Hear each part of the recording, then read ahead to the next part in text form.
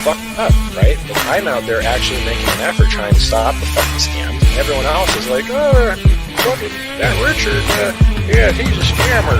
Call it a scam, nobody really cares. We can tell you the only one that ain't prepared. Oh yes, I'ma be a millionaire. 5, a couple trillion shares. Oh no, I ain't getting wrecked again. Richard Hart, he got us set to win.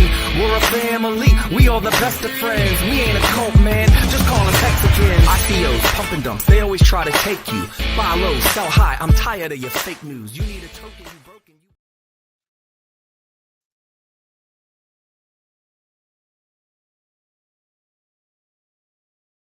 There's so many scams, I have to change my username to don't ever send me money. Imposters everywhere. Richard Hart, bracket, don't ever send me money. Imposters everywhere, bracket. That's fucked up, right? But I'm out there actually making an effort trying to stop the fucking scams. And everyone else is like, oh, fucking that Richard, yeah, he's a scammer. Call it a scam, nobody really cares. We can tell you the only one that ain't prepared. Oh yes, I'ma be a millionaire. 5, a couple trillion shares. Oh no, I ain't getting wrecked again. Richard Hart, he got us set to win. We're a family, we all the best of friends. We ain't a cult, man, just call us Mexicans. ICOs, pump and dumps, they always try to take you. Buy low, sell high, I'm tired of your fake news. You need a token, you broken, you... There's so many scams, I have to change my username to don't ever send me money. Imposters everywhere. Richard Hart, bracket, don't ever send me money. Imposters everywhere, bracket. That's fucked up, right? But I'm out there actually making an effort trying to stop the fucking scams. And everyone else is like, oh, fucking that Richard, yeah, he's a scammer. Call it a scam, nobody really cares. We can tell you the only one that ain't prepared. Oh yes, I'ma be a millionaire. 5, a couple trillion shares. Oh no, I ain't getting wrecked again. Richard Hart, he got us set to win. We're a family, we all the best of friends. We ain't a cult, man, just call us Mexicans. ICOs, pump and dumps, they always try to take you. Buy low, sell high, I'm tired of your fake news. You need a token, you broken, you... There's so many scams, I have to change my username to don't ever send me money. Imposters everywhere. Richard Hart, bracket, don't ever send me money. Imposters everywhere, bracket. That's fucked up, right? But I'm out there actually making an effort trying to stop the fucking scams. And everyone else is like, oh, fucking that Richard, yeah, he's a scammer. Call it a scam, nobody really cares. We can tell you the only one that ain't prepared. Oh yes, I'ma be a millionaire. 5, a couple trillion shares. Oh no, I ain't getting wrecked again. Richard Hart, he got us set to win. We're a family, we all the best of friends. We ain't a cult, man, just call us Mexicans. ICOs, pump and dumps, they always try to take you. Buy low, sell high, I'm tired of your fake news. You need a token, you broken, you... There's so many scams, I have to change my username to don't ever send me money. Imposters everywhere. Richard Hart, bracket, don't ever send me money. Imposters everywhere, bracket. That's fucked up, right? But I'm out there actually making an effort trying to stop the fucking scams. And everyone else is like, oh, fucking that Richard, yeah, he's a scammer.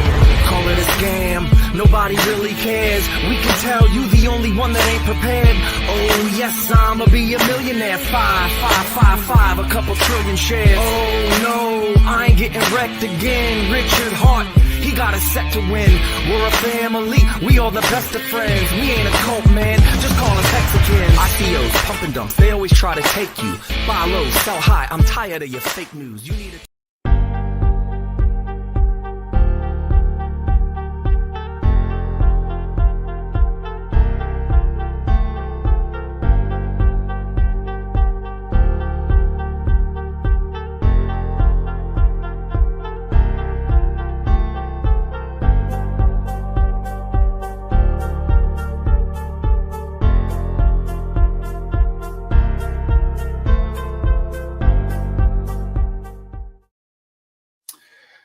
Bang, bang. What's up? Vets and Crypto Show. Welcome. It's your boy Vets. How's everybody doing? Good to see you. Thank you for showing up. We got a live one for you today. Really good. Bonded liquidity. It's going to be good. Hey, so before we get to the meat and potatoes and all that juicy stuff in between, you know, everyone uses that timer, right? I see that. I hear that. So, and you notice there isn't like a traditional intro, and you're going to notice at the end of the show there's no outro either. So the purpose being that VETS in crypto is open for sponsorship. So those that have met me in person at real life events and know what I'm about and what I'm doing here with this channel, those that take the leap of faith, and everything's transparent and public. Got the vetsinCrypto.pls address up there. Take a picture of that QR, check out the link tree, see what we're all about. We're raising money. That's what we're doing in a decentralized manner as much as possible. Got a 503 in the works to create that as well. So we're taking sponsors. One idea, and I'm open to more suggestions, is those that create an intro or outro with the Vets and Crypto first responder theme in mind, and then tastefully integrate their token or message or product that they want to get across, and we will air that on the show. Another option that's available is like a 30 in between segments. We can do like a 30-second stream film of your product and information, token, etc. Same deal. The other last aspect to that is you'll see on the VETS token, VETS, go to deck screener, there's multiple pairs. Those that help out and purchase the VETS token and pair that, match it with their own token for their project and put it up as an LP position, garners more airtime, more space for getting your message out and for a longer duration. So I have a long memory of those that jump on early rather than bandwagon when it's, blowing up and big later down the road. So greatly appreciate it. So without further ado, we're going to bring up the coach, the man himself. Is he an alien? I don't know. Are you an alien? How's it going? Well, I've been abducted, so we can say that. So maybe I can understand alien conversation in the alien language. So whatever that is. Nice. I won't ask what happens when you get beamed up, but yeah, I've heard lobotomy, or I don't know, some weird stuff, but yeah. It's more of a spiritual awakening where it's just like, oh, you finally figure out what's really going on in in life. Spiritual way. I like that. It's a good analogy. Without further ado, we will bring up our other featured guest, Mr. Access Alive. What's going on? Can you hear me all right? Yeah, you sound good. Looking good. Are we live? Yeah, we're live. We are live. Yeah. Sorry, I'm late. Yeah, we're about 5-10 minutes into this. We're about 8 minutes into it. Okay. All right. So, let me. How do you guys feel about me double streaming this out to my Twitter and all that? Yeah, the more the merrier. We got to get the word out. That feature is enabled on my platform. Did Ben join in here yet? Is he in the backstage or? Hello, Ben. Hey guys, how's it going? Yo, dude. Okay, so all right, this is my quick and dirty while I'm trying to set this up to dual stream. The reason why I want to do a dual stream right now is because Ben has actually, I think, don't quote me on this, has talked to the 414 dev, and he also took me under his wing, him and Freedom 777, to kind of explain what's been going on under the hood with the Atropa initiative, and then that combined with what's going on with Tokenomics and 9 Iron Capital and what they're talking about with the Maker Vaults, I thought maybe it would be appropriate under the setting of bonded liquidity to maybe talk about all that stuff as the show progresses. So maybe in the next, maybe we'll do 20-30 minutes talking about other stuff, and then we'll roll into that. Yeah, we got an open format here, so we can free flow, no time, no hard stops. Any of you guys got a hard stop? Just drop out whenever you got to go. If we keep going, just see your way out. Say goodbye. No big deal. But yeah, the restream option is available for those that so desire. I welcome that. You go on other channels, and not everybody does. It's a personal preference, but what can you do? Hey, so while that's going on, gentlemen, I'm going to say hello to the chat real quick. Thank you, everybody. I know we've been pushing hard, trying to get the word out. Thank you, Candace, for the beautiful updated thumbnail. Looks great. Nice and bold, gets the message out there. So let's hit up who was first here. Looks like Lee. Good job. You made it. We got an alien in the house. A lot of aliens showing up, man. You know, a lot of aliens, a lot of peeps showing up. You know, more aliens here. Love it. Kudung. Yep, don't know the name. Gugad. That's Gugad. Gugad, yes. Like I'm an idiot. Gugad. That's all good. Crypto Elliot, appreciate it. What's up, Riddick? All right. Executioner, thank you. I had who did I have on yesterday? Crypto Sloth. You know, so we'll kind of go into a brief, just real brief. Everybody knows your guys' backgrounds for the most part and whatnot, but just since I was bringing up Crypto Sloth, you know, like I came across Access and Sloth in Silver the Antidote's Discord a while. It seems like back in the day. Right. I mean, it was now. Man, yeah, that's crazy. So they were under his umbrella, learned a lot, and then they had their own channels under that.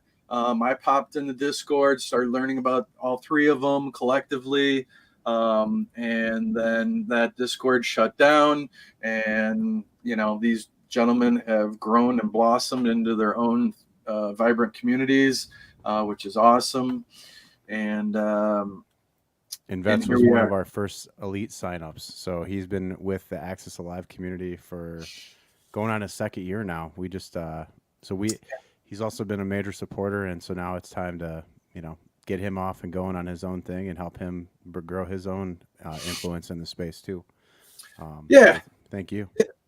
Yeah. And I appreciate the support all the way around, and front end, back end, sideways. There's a lot of different aspects from everybody. So it's appreciated. We're doing a good thing. I'm not like here to make money off this. Obviously, we're going to do fine. Like, this is to promote and raise money for organizations like Tunnel for Towers, Travis Manion, EOD Warriors, things of that nature. That's the overall goal of this platform, this channel.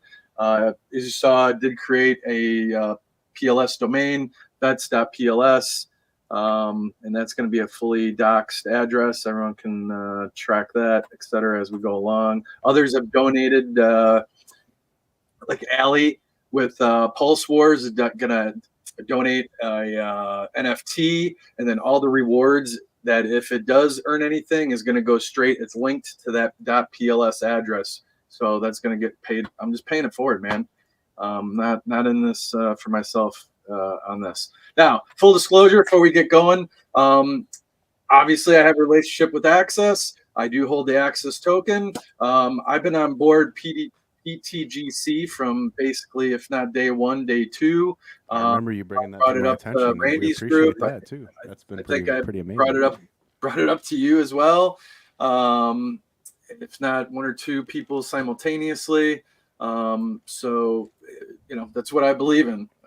But nonetheless, these two guys, I don't know how you guys have missed. I just had an epiphany one day. I was like, what an awesome stream about bond liquidity. It would be great to have these guys on. Mm-hmm. So wherever it goes from here, Ben, thank you for joining. And it's a very laid back, free flowing platform, and we'll kick it off. So, Coach, how you doing? I understand it was the wife's birthday yesterday. Happy belated birthday to the wifey. Appreciate it. We had a good time. Took her out to just went out, and it was a good time without the kids. Sometimes you need that little separation, but it was a good time. It was a good breath of fresh air. How does is she supportive of your crypto journey? It's a roller coaster. Oh, sure. It's been a roller coaster. So, been in this crypto journey starting in 2018. So, she's seen the ups and she's seen the downs. So, yeah, it's crazy. Crypto is tough to explain when it's down and easy to explain when it's up. Yeah. It's fun. And I'm actually, she's going to be getting, you're muted, right? I just like making memes and laughing at everything. You'll see that a lot. It's all good. But she's getting into it more and more. She made her first LP pairing a couple weeks ago. So she's like, "What do I do now?" And I'm like, "Nothing. You just let it be." Yeah, I just got Candace into the ink farms for the first time. She's experiencing that now and she's pretty impressed. I think she's already talking about adding more. It could be a little addicting, right? They're like yeah, for sure. Yeah, that's the thing. Once it gets going, get those juices flowing. For sure. Ben, would you like to introduce yourself? Tell the kids at home who you are, where you come from, what you're up to. Hey, if you want to add a little avatar or something, click on the icon and you can update that little emoji thing to whatever you feel like. Yeah, for sure. Sorry, I'm also just at work right now, so I can't present myself. Also, I think it is a conflict of interest if I do, because I kind of do work in the industry. So, nice to meet all of you guys. I've been watching Axis for a while, actually. I got into Hex fairly late, but I've been following Richard for, so long that it's nice to meet you guys in person. Yeah, man, I really appreciate all your help. Honestly, it's hard to be in it every day, creating content, running a group, and also developing things in the background, and also pay attention to every single type of new technology or project that comes out in blockchain. Yeah. So I really appreciate you for helping me navigate through the Atropa deep web. And I'm really excited to get into that whole thing and everything that you can reveal as the stream progresses. Yeah, I'm ultra bullish on anything Atropa, especially after something to get that. Maybe something to get that the juices flowing would be just to say that, hey everyone, the 414 dev actually now has been spotted on camera. It's not Richard Hart, it's somebody else, and they have started to talk a little bit on camera about the plan, which by the way, it was a brief 8-minute clip, and he was talking about things that I didn't even know what he was talking about. So that's why you're here, is to try to explain what he's talking about. I forget how did he word it? It was well, first of all, I'll say this for the Hexicans. Hey, 414 dev's been buying the shit out of eHex. So that's a bullish development. Do you have any insight into why that might be? So I do believe they're planning to use the eHex and stake it, and then using the interest to then pump more into Atropa. Mm-hmm. I know they're also extremely bullish on Hedron coming to Pulse Chain and making it so that we can actually stake eHex on Pulse. Mm-hmm. And it's weird because it seems like it was a deliberate thing from Richard to bring the price down, and it was almost to remove the liquidity that exists on Ethereum, bringing all that liquidity to native Pulse Chain, and then eHex all of a sudden becomes a lot easier to pump, but it doesn't have the same liquidity as pHex does. Because I'm super bullish on Hex overall, especially now that we have the amount of liquidity that we have going for us at the moment. Because if we're trying to target big dogs, we can't do that with $1 million in liquidity. We need to have tokens that have hundreds of millions in liquidity, if not billions, if we're actually going to get to the use case of Hex being that first ever certificate of deposit. So I don't know if that was ever going to happen on Ethereum with Hex, but obviously the price appreciation happened initially on ETH, but now all the liquidity has moved over to Pulse, and I don't think eHex is dead by any means. It's it's going to be interesting to see how it plays out. Would you agree with this? If we're going to look at it like a play-by-play, would you agree that basically the message was eHex should be traded on Pulse Chain? You can still, for the time being, it'll be a whales game for staking on Ethereum. But as you just stated, with the potential here for someone to obtain hundreds of millions of units, or multiple tens of millions of units, be rolling that those stakes on the ETH chain and then bringing that trading liquidity to the Pulse chain. It makes sense that as it stood before Pulse chain existed, Hex was kind of its own thing on an island with competing against ETH, which due to the circumstances, the societal pressures on the Ethereum chain, there was really a dichotomy between the Hexicans and then everybody else on ETH. And we saw like peak amounts of liquidity somewhere between 25 and $50 million at the peak of the last cycle. And now already in Pulse Chain, we've surpassed that in terms of Pulse, PulseX, Inc., USDC, WETH, all that liquidity combined into like this net of liquidity. And so then actually eHex is stronger than ever in terms of the liquidity available to sell and buy in and out of. Yeah, it's all about that bonded liquidity, and I think there was also like another theory could be that he wanted to show that the entire Hex community was almost merging to Pulse Chain because it's a superior network, way lower fees, and there's no difference between it and ETH. So it's almost getting other people to take a look at doing a similar move, but like it's all about the liquidity, right? If you have something that's extremely liquid and can give you 20% a year or 30% a year, why wouldn't you dabble into staking? You're right. What are your thoughts, Coach?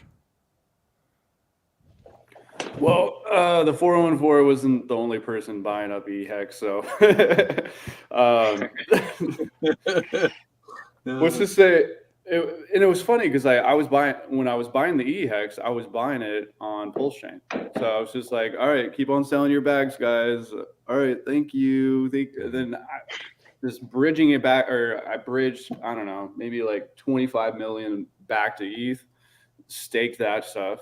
I don't know, 5, 10, or I did some like 5, 10 years down the line. So it's just like, all right, the amount of eHex at these levels and having the same kind of thought process of like what's Bitcoin and the whole dynamic of that growth. So it's going to mimic the same things. And the way I think about the whole equivalence to like what is crypto, or what is actually dollars amount or fiat dollars. So Bitcoin was the best time to buy Bitcoin when Satoshi had all the supply, speculation was low, liquidity wasn't really there.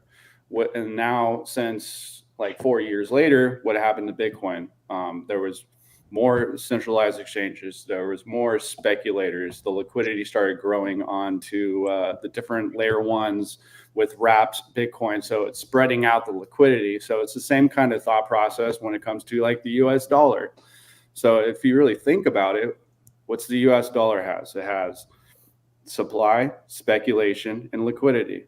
So, but the thing about the dollar, they keep on just printing this forever.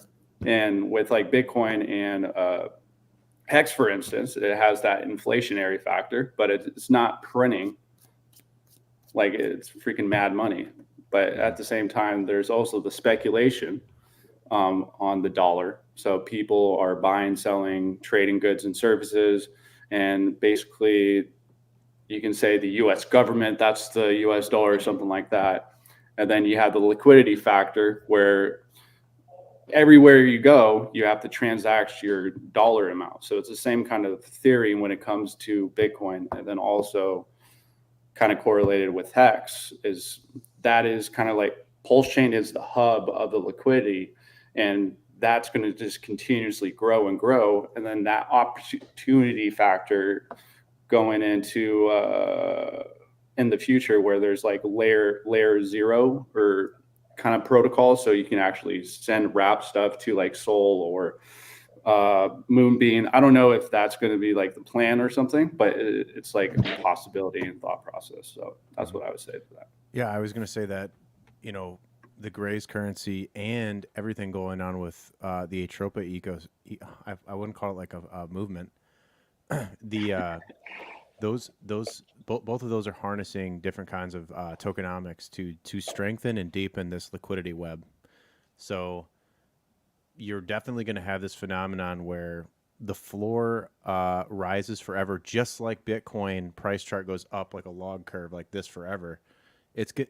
You could expect Pulse Chain's TVL to do the same thing, which is going to create a cement floor that goes up over time, and you just won't be able to get you won't be able to go down minus 99.99% because so much supply will be there acting as a foundational unit. I used to call Bitcoin, each cycle was like the floor prices was standing on the carcasses of those who came before us, or in Richard says like people that sell the bottom, right? It's the same concept that like you just can't push. There's a certain point where you just can't push the price down anymore because that supply doesn't exist in the user's hands. So maybe you'd want to elaborate a little bit on pTGC and kind of those tokenomics, how that works, and then Ben can come in after you and talk about it more broadly with the Atropa stuff. Yeah. So like in terms of pTGC, like it was launched on October 11th, which was basically the bottom of Pulse Chain. So with that same kind of thought process and the way how we instrumented the liquidity webs is getting all those factors on the ground level, the ground floor. And of course, when going back to the whole thing, what matters is supply, the speculation, the liquidity. So the more liquidity is branched out and has different doors to go through, and aligns with like the tokenomics of pTGC with a buy, every single buy and sell, there's some kind of action taking place, rewarding the holders, rewarding stakeholders, giving more pulse to the DAO to add more liquidity, or even doing buy and burns of the native token, of getting that circulating supply less and less. And we're almost at 10% of pTGC's liquidity or supply already like gone forever. It's never going to be touched again. And with that being stated in mind, so if let's just say, because there's a way where you can claim your rewards. So let's just say that a person's making, I don't know, $10 every week. I'm just throwing out a number. That $10 of them making on a weekly basis, and they sell it into Pulse, it's not really going to be bringing down the price, because a portion of that is just going right back to the holders, stakers, and the whole ecosystem. And also with like in the terms of the amplifiers, since it has such bonded liquidity, it's kind of what a thing I took away from the 414 is kind of like that, I don't know, the handshake method. So when there is an action, there's always going to be a reaction somewhere else. So kind of like this, it's like a wave. So in the same kind of terms with like Pulse Chain itself, and kind of like talking about like what it, like the incentive token, what I kind of like talk about, like with an incentive token, it's kind of like the heartbeat of Pulse Chain, because yes, there is incentive to do the farms and everything, but people are selling that, but also people are buying it, and it's kind of just making the waves on Pulse Chain to create the kind of like the handshakes interacting. And I feel like that would be a good way to go into talking about Atropa 414. I'll just quick add one thing about the ink thing. The ink trade is interesting because the whole market agreed that it was a down forever dump token for so long, and it got so depressed, and the whole entire market, but maybe the 1% was offsides on the ink trade, which set up very nicely for that really big rally off the base for that 10x. And what that did, it ignited a fire under the entire ecosystem that said, okay, everybody that didn't have ink, you guys, your trades are invalidated now. Ink is the hot runner. Now everyone has to catch up and reallocate portions of their coins into ink. And so that's kind of where we've seen that second leg up on ink. But what happens is when you trade PulseX or Pulse into ink, you're pumping the prices of Pulse and PulseX at the same time you're pumping ink. because the way I try to describe it is there's basically three major pairs on Pulse chain. There's Pulse, there's PulseX, and there's Ink. And you could argue that Hex is like a fourth leg. But for this example, Ink is the least distributed in terms of holders. It's at size. And Pulse and PulseX are still quite well distributed, and there's a lot of big holders that can keep the price held back. But what happens when Ink goes really high, it incentivizes those guys that would otherwise dump to go put their money, lock it into the farms to get that reward, to get the thing that they're offsides on. And in the event that they do decide to sell that coin into the pools, it really just pulls the Pulse and PulseX price back up anyways, because what's happening is you're dumping fresh Ink, which is not very well distributed, back into the pools. Someone's already there ready to buy it back up.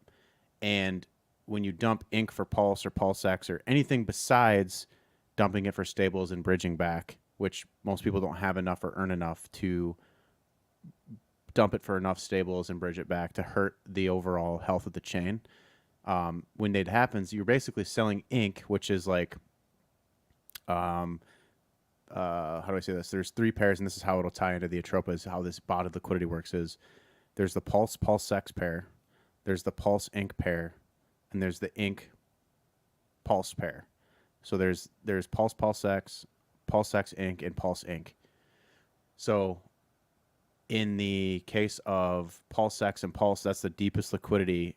And in the case of Pulse Ink and PulseX Ink, the liquidity is still pretty, it's offsides basically 2-to-1, because there's, for every 4 units of Pulse and PulseX, there's only 2 units of Ink. So if you dump the 2 units of Ink into the 4 units of Pulse and PulseX, the ratio is still always going to be 66 to 33%. So in any event, even if you're dumping Ink into Pulse and PulseX, you're actually pumping Pulse and PulseX, but because there's less Ink liquidity available, it acts like a trampoline. And even though theoretically Ink price should go down, it bounces back up because you're dumping it into the thing that there's more of. And so the downside pressure is less, but the upside potential is higher. So you got upside volatility with less downside volatility. So I know that was a really complex description of what's going on, but this actually sets precedent for Ink going a lot higher in price, and more and more of that Pulse and PulseX liquidity getting locked into the farms and not being just dumped. And if everyone gets on the same page here, it's basically going to set up for like a massive freaking bull run that you can't even believe. Now, if you add what Ben's about to say about Atropa on top of this, oh my God, the possibilities just go crazy. Yeah, with no pressure and bringing the heat. But I mean, so when we take a look at PDI, I guess we'll start there. There's so much to talk about, and I'm obviously deep into it. But if you take a look at PDI, just to use that kind of liquidity example, the top 2 liquidity pairs aren't Pulse chain. Like it's not Pulse and PDI. It's actually Atropa, which is the number 1 liquidity pair. That's a burned LP at, I think there's 3 billion PDI in liquidity with Atropa, meaning if it does actually peg, that's 6 billion of burned liquidity, making it, one of the most liquid stablecoins, or the most liquid stablecoins decentralized to ever exist. So I don't know why people aren't pushing for this to occur. But if you look at the second largest liquidity pool, it's with this other one called 2. And 2 is another thing in Atropa. It's another token in Atropa that has a ton of liquidity as well. But if we scroll down after 2, we have Teddy Bear. And then after Teddy Bear, we have Pulse Chain.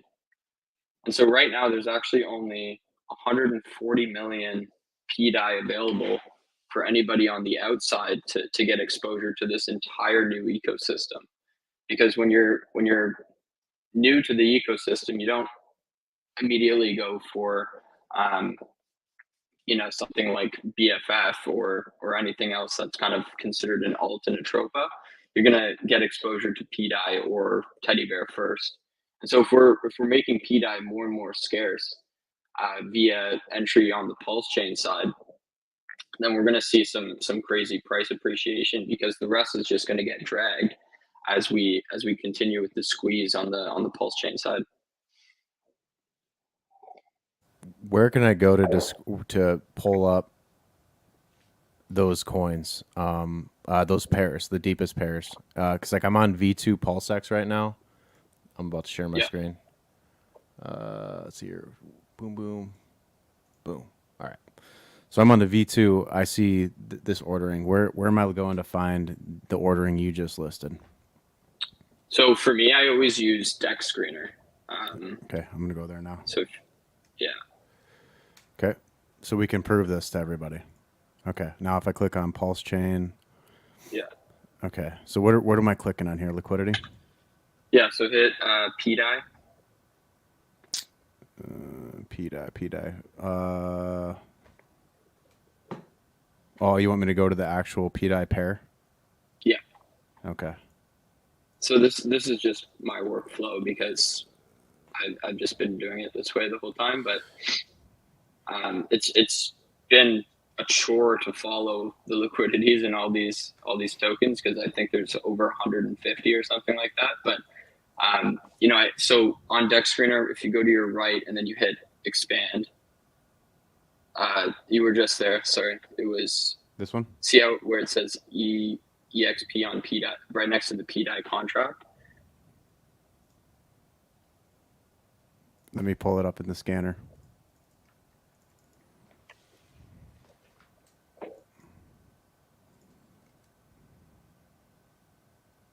PulseX LP. Oh, I pulled up the LP. Yeah. You wanted that one? Yeah. No, I wanted the PDI specific contract because then it'll just direct you straight to the leaderboard. Okay. Boom. And we're looking at holders. Yeah. So hit on and holders. But by the way, if GoPulse, if you guys are watching, we really are waiting for that scanner. Anytime would be great. I can't even look at this. It's not even loading the holder account right now. Because everybody, there's 10,000 people that's watching this right now is all hammering the scanner. So just hit there we go. Okay, so see the two top holders are both liquidity pools, burned liquidity pools, but none of them are for Pulse Chain. 14% of the entire PDI supply is just burned with Atropa. So if we think of what that means, if we're building this huge ecosystem on Atropa with people launching all these different tokens, moving up with the ecosystem, during the bull run, everyone's going to have fun within Atropa. But then when it's time for the bear to come, what has Richard always said, the best thing to put your money into is stable coins when the bear comes. So if we're all playing around in Atropa and making a ton of money, we're going to bring our money back to PDI ultimately through this enormous liquidity pool that's burned with 3 billion of the supply. And the whole time, the two are obviously going to move in tandem because outside money is going to get exposure to PDI through Pulse Chain. But one of the biggest things I want to talk about is just launching a token in the Atropa ecosystem. Because it's different than launching a token with just one native gas token where you can create a meme and then pair it to Pulse Chain and then that's it. If Pulse Chain goes up, your token will likely go up, but it won't be to the same caliber as pairing it to something in Atropa. So I don't know if you want to go through some like Atropa examples, like some specific tokens. I don't know if that's what you guys want to do, but you got some good examples. We'll pull them up. Yeah. So like you could basically describe the price action. Give me a name of a token. BFF was one, right? Yeah, BFF is good. Okay. I could also pull Greenland too, but it's going to be hard for me to. This one with 63K sounds good. By the way, if this is new for you guys that are watching in, bear with us. This was something that you're going to want to come back and watch a few times to try to you're basically getting free alpha on workflows and how to discover information about just how to surf the web, the Web3, right? That's basically what we're trying to help people as well. All right. So here's BFF versus PDI, I think.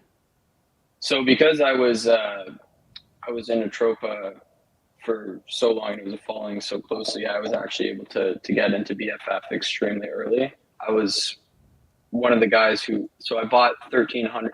I put $1,300 into BFF at the start, and I was able to gather 52 BFF.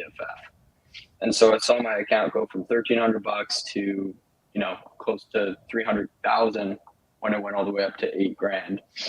And this was obviously when I knew there's something insanely special going on, because the dev was saying that they were going to place, I think it was like 60 different liquidity pools at the top at 8K, with their holdings. But because we had a bit of a pullback, we weren't able to maintain that 8K price. But with the LPs that are in place right now, that 8K price is inevitable. It's going to come, you know, whether there are buyers or not, because we're going to get dragged via the you know, I think it's paired to Poppy and PDI. I was actually the one who placed the PDI LP there.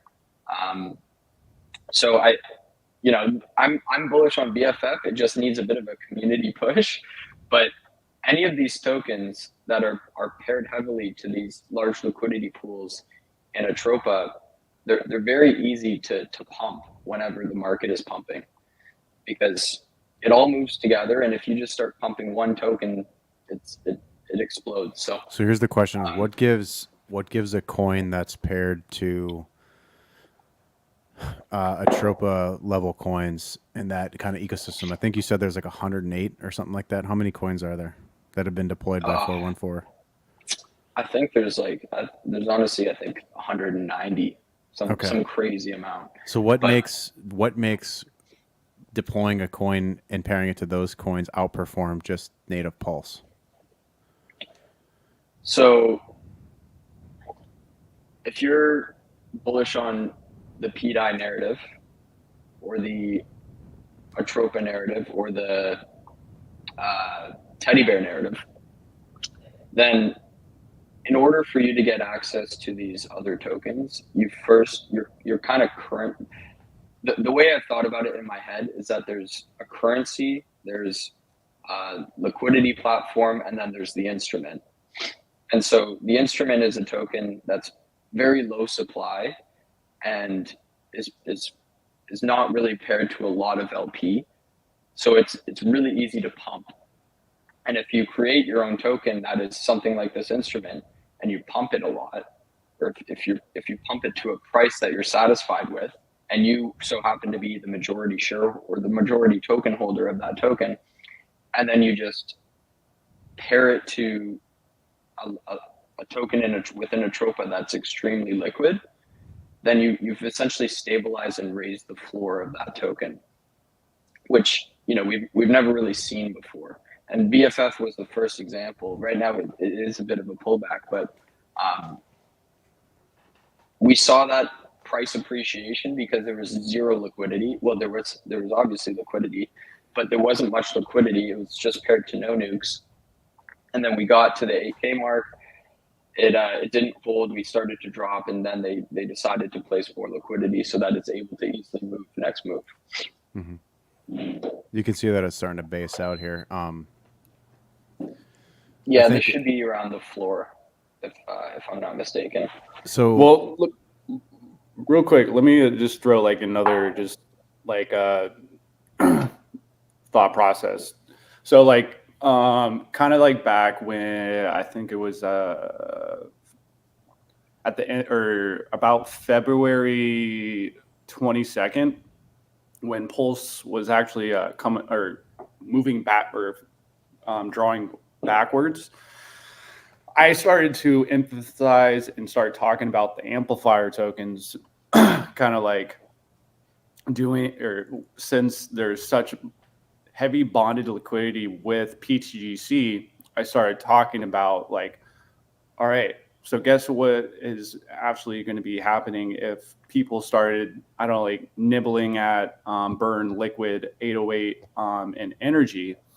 It's just kind of what he's saying. It's just helping strengthening the whole ecosystem and the floor price of every single instantiation. So like like burn, liquid, all went up about like actually from its bottom did a 10x, and basically as Pulse was even pulling back and moving downwards, since that the engagement and the FOMO started to come in, pTGC with Pulse drawing down about 5%, pTGC was able to go up 20% or 25% because of burn going up. And then, of course, everybody knows I like numbers, and the 26th occurred, and then the 28th happened, and yeah. But I just wanted to throw like Is this the right chart, burn? Yeah. Yeah. So right now, I think what's the liquid, or all that is burnt liquidity as well. So right now there's 38K, but with burn and pTGC, I think there's about 250. But when burn was at $1.6 million market cap, that's when pTGC was at its all-time high. That liquidity was about almost $500,000 in it. So it's kind of like mimicking the same kind of ideas. Vets, what kind of questions do you have on this regard? Maybe to set the frame. Yeah. So what comes to mind in my little head is safe tokenomics. You know, it's fun to play the meme stuff and throw some lottery tickets out there, but I really like I said, in my opinion, safe tokenomics. I like, generally speaking, the concept of the automated market maker doing its thing. I mean, do we see this anywhere else on other chains where this exists yet? I think that, you know, kind of Hex set a precedent for Pumpamentals and tokenomics. And now you got all these little Richard Hart spawns that know how to work tokenomics in their favor. And so like this has went to like the nth degree on Pulse Chain because the fees are so cheap. You're actually seeing real applications of cool, innovative new tokenomics for all sorts of different varieties. And like you're even like there's so much that can be built here. Like one thing that comes to mind is like think of like LP circuits. That's kind of what the pTGC ecosystem is it's a circuit of LP between these connected pairs. Same thing for the Atropa deep web. There's these think of it in like electrical circuits. Like if one thing moves, then it moves the electrical charge to the next pair, to the next pair, to the next pair, till it comes back full circle.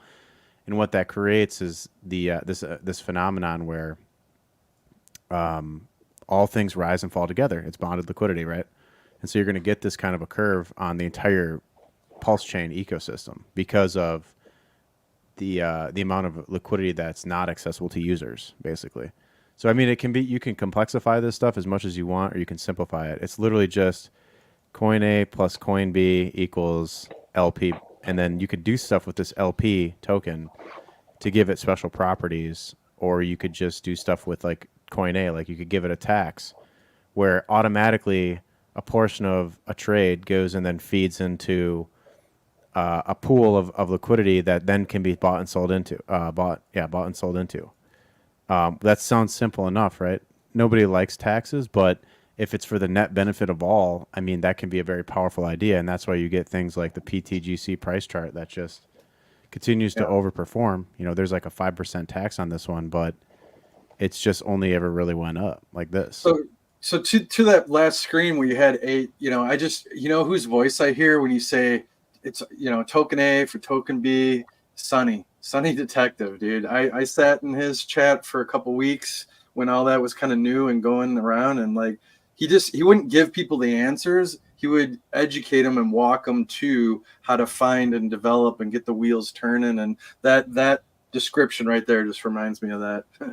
Mm-hmm. Yeah, he was one of the first. I'm trying to do something similar as Sonny with this Greenland community. It's a very small community that I'm just trying to teach about the basics. But it's so like, think of how long it took for you to grasp the hex kind of concept and how T-shares work, and it takes a long time, right? And to somebody on the outside to look at a chart that's just down 90% and spend this much time learning about it, it doesn't make any sense. People are way too busy for that kind of stuff.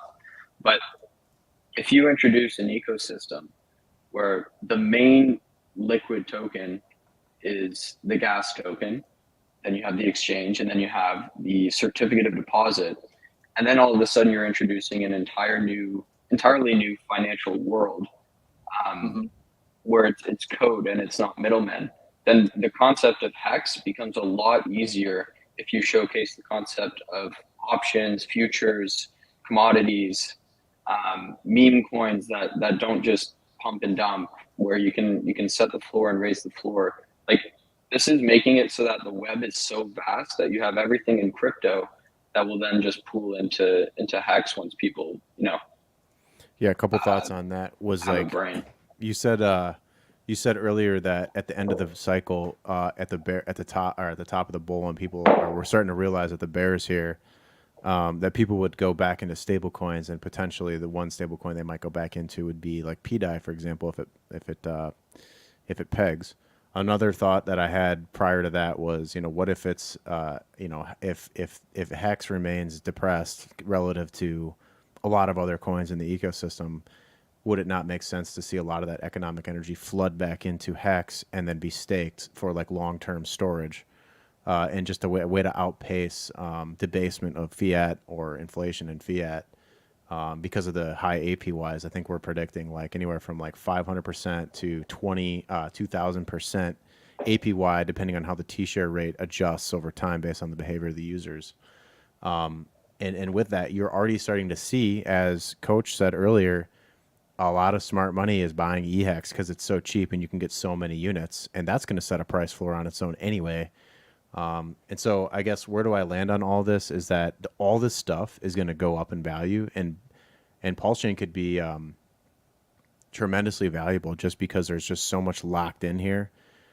Even in the event that maybe Ethereum never goes away, maybe it fixes its gas issues. I see it as a Pulse Chain being like the twin network. So like if you could think of Ethereum and Pulse Chain as like twin networks that rely on each other to distribute the load laterally, something that Richard has been way ahead of the curve on. It makes sense that like a person can stand on 2 feet but not on one. Maybe ETH always just needed another foot, and what's going to give this foot an extra edge is things like, look, we're rebooting Ethereum all over again from base one with all this other knowledge and learnings and functionalities built in from low prices. So like the summation of that is you get so many things came online all at once. You had on-chain leverage, you had borrowing and lending platforms, you had the ink farms, you had the certificate of deposit, and you could go on and on. You get the first ever burnt liquidity web. Like all these things are stacking from the bottom ahead of what's happening in the real world with regulation. I think it's a setup for the ultimate squeeze like nobody's ever seen before, and Pulse Chain is going to surprise everybody. Yep. Yeah, I think long-term ETH is done. I think we're coming up with some new stuff that's super decentralized, super liquid, no trust in middlemen, and it's going to be hard to compete with us long-term. And also, like, another thing that people just don't understand too is like all the copy pairs are on Binance. It's all the copy pairs are on Coinbase's wallet, Bitmart's, all the centralized exchanges. They all have the copies. And imagine once one person or one centralized exchange is like, all right, well, if I want to double my portfolio, or basically, since I got the free copy and utilize the user base of, since it's just so much cheaper to perform the tasks at hand, why wouldn't you want to actually just, all right, I already have the P hex and stuff, let's just inject it into the liquidity and have people start trading or buying, or so that's another thought that people just don't really come to idolize what's possibly really going on in the bigger scheme of things too. Storyteller made an interesting list of predictions. Let's see. I want to see if you guys agree with some of these. So, where's the one? Oh yeah, Pulse Chain TVL crosses $5 billion. What are we at right now? Does anybody know? Total TVL? No clue. It can't be that far off. So we just need to 10x the TVL. So I think everyone here agrees that Pulse Chain, the native gas token, can 10x in price. I think everyone here agree that we think that Pulse Chain is going to 10x from here? It doesn't seem like too much of a leap, I don't think. It was an interesting take from the 414 dev where they said it might be a mistake to push Pulse too high. Yeah. But it'll get dragged obviously with people buying Pulse X, Inc, and Hex. But if we don't want to run into the same problem as ETH, we don't want it to go too high. I had the same thought. I also questioned why did the ETH devs decide to go with a deflationary model when you want. Think about with gas and oil in the real world. You don't want gas prices out of control because then e-commerce stops. The economy slows down. But you also don't want it free because then everybody depletes all the natural resources on the earth and everyone has a freaking free-for-all to do whatever they want. So there's got to be like a fine balance there of Pulse needs to be expensive enough to be valuable but not too expensive to destroy the usability of it. And so I think what this really ends up looking like on a long enough time frame is just a nice up and to the right. You know, if we just followed something like a simple, 45-degree trend for the next couple of years, I mean, you're already going to see a penny by September 2026, assuming you didn't hit a bear market before then, of course.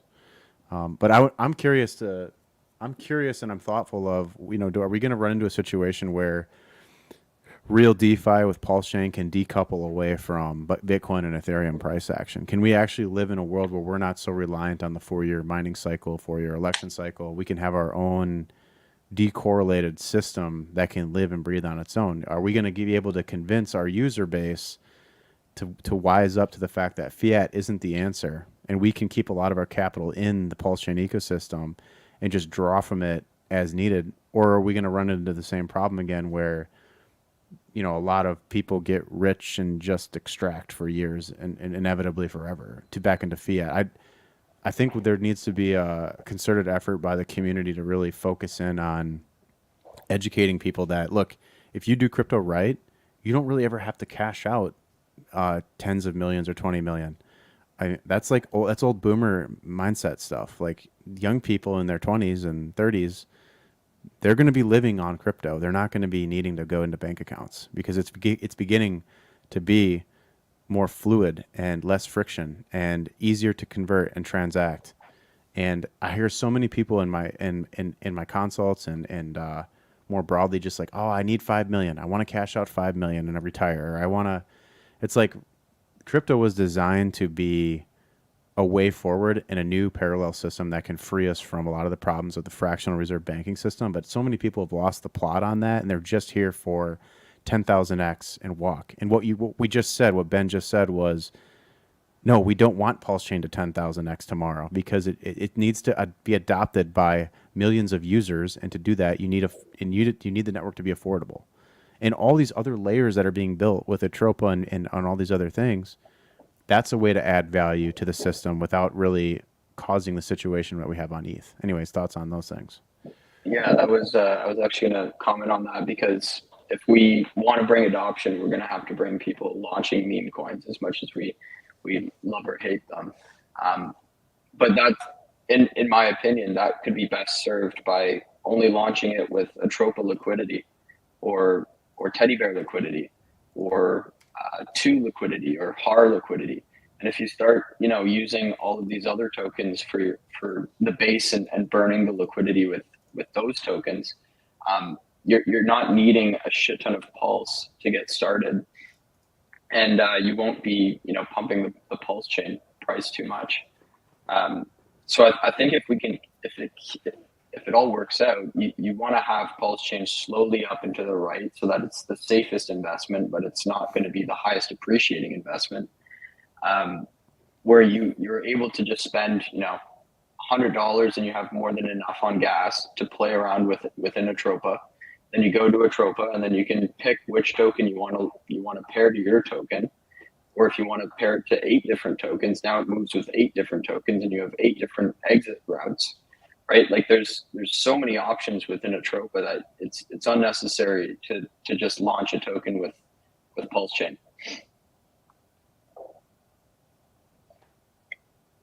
Plus, Atropa, the whole Atropa ecosystem pumps like crazy whenever Richard pumps, PulseX or Inc. Like it's just how it works. So this is a perfect time to segue into. We need you to go deep on PDI and to give us your take on what's going on with the P maker, with the vaults, the maker vaults. Explain it, that whole process, and what evidence we have that there's big money behind collateralizing those vaults. I honestly haven't dove too deep into that, but I know tokenomics was talking about how the vaults have obviously increased to, I think it was 700 million. Is that? Yeah, I don't know the number. Yeah, Coach, you know what's going on with this? Yeah. So there, all the information, the researchers in the last 2-3 weeks, we've been kind of like going down and looking at the vaults, and 99er Capital actually lays it out, or kind of lays out all the information. And I think in the latest tweet, interjecting about the maker vaults and how they were accessed before the Tornado Cash for the PDI maker interaction, where it kind of like stops some of the actions of PDI, and then at the same time, I think it was about 3-4 weeks ago, it was actually turned back on, and there was interactions through some of the wallets that are kind of correlated with kind of, Ben, say if I'm wrong, but kind of correlated with the OA or wallets around kind of like the whole thought process there. But if you actually think about it too, in accordance of some of the actions that the OA's already done, is they put how much DAI on Ethereum into the maker contract. I think it was like $143 million. So basically, the OA now has the full governance phenomenon there, and then also with retrospect, Here it is, a 547 ETH payment using Tornado Cash to the maker team. Mm-hmm. They were wrong about that after analyzing that transaction, but they did find out that it was clear that at least something connected to the SAC or OA was taking control of the maker contract on testnet. Plus, he's spoken about this in YouTube videos as well. But take a look at point 20 there, Axis, where it's kind of confirming where 20. Okay. 20. Just really quick, sorry. Right. It's just to confirm that this is the Richard Hart wallet. Because it was airdropped 6.7 trillion in PulseX and Pulse. Oh, right, sure. No one else has that much. So it's so this is a tell to me that, which you're probably, I'm cutting you off, but it's so exciting. This is a tell to me that this could then become collateral to back these vaults if there's a way to change PMaker to allow PulseX and Pulse to be entered as collateral into the vaults to create the new DAI, PDAI. Yeah, exactly. And then, but also with retrospect to that annotation, there's connections with a project. I think it's a project, but not a project, but a sub DAO of Maker. So back in 2022, with what was going on in the world, and the Maker DAO founder actually being found dead. We'll just not go into that little thing, but they actually wrote up another kind of like a white paper or a doc talking about the end game. What does Maker actually want to do, and how they're going to try to back DAI with about $100 billion of real life, or not collateral outside or in fiat, but from cryptos itself. They're going to utilize sub DAO, so basically sub communities. So DAOs like on Pulse or on Poly, or and kind of like bringing up the confidence of the collateralization of the whole ecosystem. And there, do you know which I'm trying to talk talking about the Spark protocol, Ben. Do you remember which number that was? And I think it was actually number,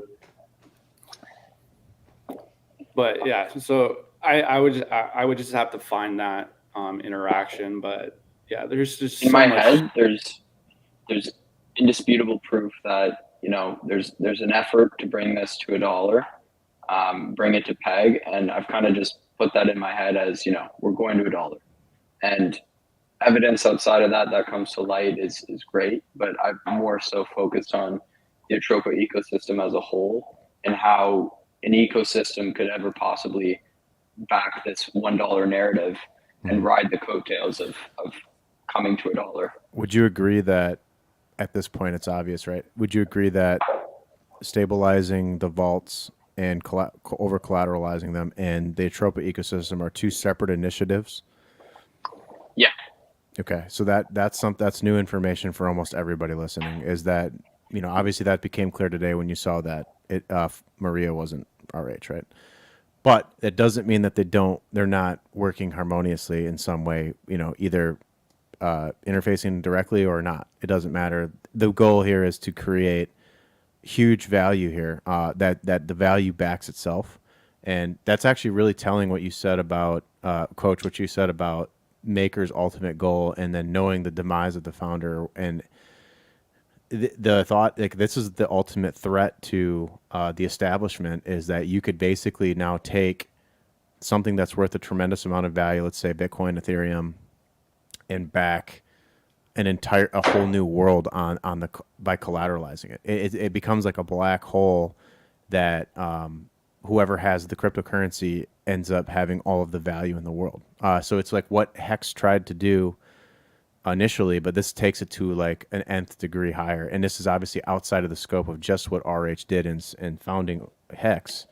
But now that Hex gets to be a piece of that, but yet we get to the vision just got a lot bigger, and the mission got a lot bigger, which is why during the Hex conference I was pretty vocal about, you know, that this chain's backed by billionaires on a mission to free a lot of the world and to create a legacy and give us like a more fair form of money. And it's possible if a lot of this stuff lines up and comes together. I don't think there's anyone better suited to do this than us. Like, we're here at the ground floor. It's gonna take, you know, everyone to get out of that mindset that I talked about earlier about just, oh, I want to cash out. I want to, you know, I want my 5 million. I want my 10 million. It's like, dude, this is not about that. Crypto was never about that. This is the end game, baby. It's the end game. So anyways, I'm here for it, and I'm excited about it, and I'm going to accumulate as many units of all this shit because this is the future. And I know it. We can all feel it. You know, anyone over the age of, anyone under the age of like 40, and I even, one of my smartest crypto buddies, he's 41, he gets it. I mean, we all kind of feel that this is the way the world's moving, and now we're front and center. I say that the Pulse Chain community is on the cutting edge of the movement of where capital will flow into.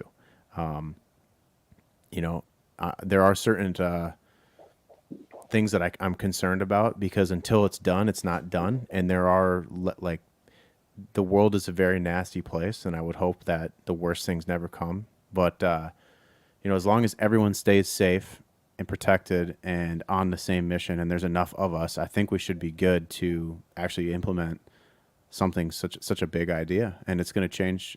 It's going to change everything for crypto. Even it's going to completely change crypto. Who has more? I know that they say that there's, I don't know, what's the number now? 5 million people using Solana per day or something. I don't know. It was a crazy high number. I don't know if that was right or not, but and there's only 15,000 active wallets per day on Pulse Chain. Something doesn't add up there to Insane. me personally. But Insane. if that's true, you know, there's more people that are ready to jump and use MetaMask on Pulse Chain than I was prepared to admit earlier, right? So as long as we continue to perform and continue to perform to an accelerated level, you're going to get adoption is going to go exponential because all these different things are going to come online all together. Yeah, and you know, I like just the fact that we only have 15,000 users right now is incredible. I think we're performing extremely well despite that low amount of users. And I like it's going to come so quick, and we're going to feel euphoria probably all at once. I don't, right now it's a slow roll to get PDI to $1. Because you don't want just a few whales buying up the whole supply and then it goes to $1, and you know. But I think what we have in Atropa and what we have with Hex and what we have with Pulse and Ink has like it's just you can't ignore this once you learn about it. And if you ever go back to Solana or any other chain, it's it's boring as hell. Like I go to another chain and I look at a meme coin that only has one liquidity pool and I'm immediately turned off because now it's just a stupid game of can I beat another person to exit my position and gain a larger position in my crypto bag versus if I'm going into a token that has 20 different liquidity pools. Well, now I have to take a look at the other 20 liquidity pools and what they're attached to and what they're attached to see if this is a wise investment for me to make. Because if this is something that's going to move in a certain way with the market without any buyers, then it becomes an investment rather than a meme coin. And so I did want to bring up the Greenland. I think I DM'd it to you, but Greenland stood out to me because I really liked its liquidity pools. And when we pumped it too hard, we actually got in shit from 414 by saying it's not a meme coin, it's an investment. Because the LP on Greenland is set up in a way where it makes it so that it is a great investment. But if you treat it like a meme coin, then it can backfire on you. So I think there are many different tokens out there similar to Which Greenland. one is that? Is that the one with the weird characters? Oh yeah, that one. That's it.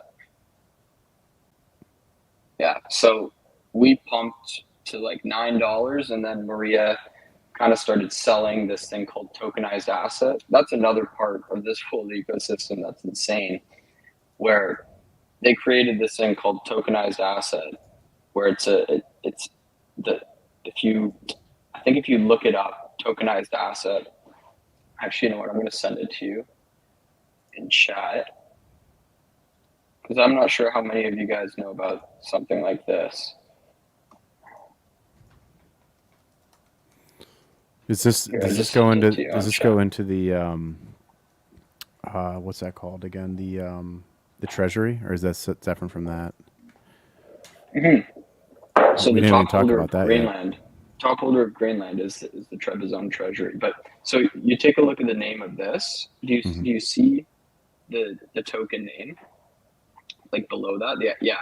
So if you copy and paste, not like if you just select that, but not the 99 and dash. Like if you just copy and paste the W690J whatever and whatever. If you copy and paste that and then put it into YouTube, it takes you to a YouTube link of Greenland. So this is like showcasing that you can play around with different tokens. And now all of a sudden, this Greenland radio broadcast is receiving thousands of views that they didn't get before because you have people, right? Like, so there it is. So if Pulse gets a ton of adoption, then you can now use different tokens to advertise your YouTube videos by just labeling it, and people are using your YouTube video that you created as like liquidity with your main token. So they actually created a token called YouTube, where they hold 99% of the supply. Which I'm theorizing if this really takes off, they're gonna they're going to get YouTube to buy it from them. But it's just a crazy, this is just one example of the 100 different things that 414 is now doing on the chain.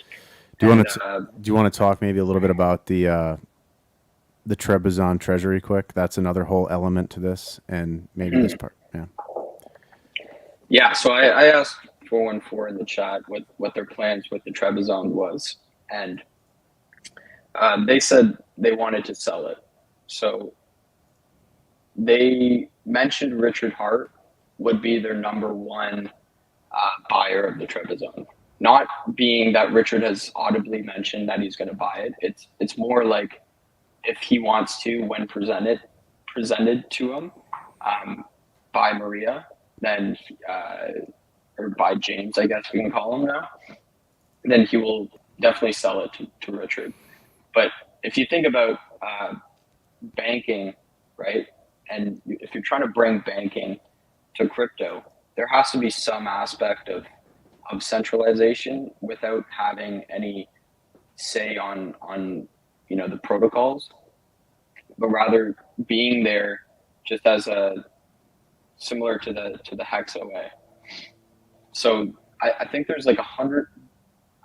It was either 100 million, or 100 billion USDT that the Trebizond holds. It also holds a bunch of other stuff. This is the PUSDT, I'm assuming. Yeah. So all three P stables are likely to peg, and that's the main goal. And this is a huge network of burnt liquidity, correct? Mm-hmm. Yeah. Yeah. So I sent you some other tokens there, and I think the one that I kind of want to take a look at too is just to show everybody, because it's called HAR. I'm not sure if you. I think it's the which. Here, I'm gonna. Yeah, just while you're sending that to me. So this address here is the Trebizond Treasury. I mean, it's got massive supplies of all these PLP tokens, Teddy Bear, Treasury Bill, Down, Zurich. Like the list goes on and on. Here's YouTube. He was talking about earlier. This is a massive bond. I guess the effects like they want to create kind of similar to how the Maker DAO fork is trying to be collateralized. This is a whole other. If you flip the coin over, this would be doing that, but from a liquidity side of backing and creating floor prices and the valuations of the whole network and giving the network just so much liquidity to source different kind of trading. So very vast idea there. Okay, I'm pulling up this new one. I think it's the third one that I sent you. So this one is very interesting because this gets into the different mint functions that we can explore. But so if you take a look at this, it's called HAR, and just have a look at that price action, right? I think if you price it against to Pulse, it might be better. Is that against USD? Yeah. Okay. Mm-hmm. So this is worth $65,000. Nobody's ever heard of it before. I saw it run up to like $111,000 from 50K. I'm not saying nobody's heard of it before. Obviously, we all have, but it's not talked about a lot, and there aren't a lot of buyers at all. If you take a look at the volume on this pair, for example, it's only 1.9K.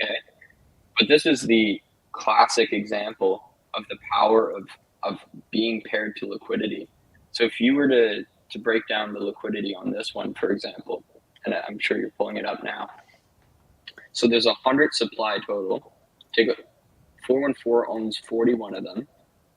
This was the token I was talking about on the YouTube video today. But then look at the rest. It's all just LP contracts. Mm-hmm. So when you have a token that's like all LP contracts, it's going to move with the market even if there's no buyers. Yep. So I'll cut away just for 1 second to explain. The play right here with this particular token is very similar to the economics that's set up on Axis Alive token. Like this token is also ultra scarce, and the distribution is very limited.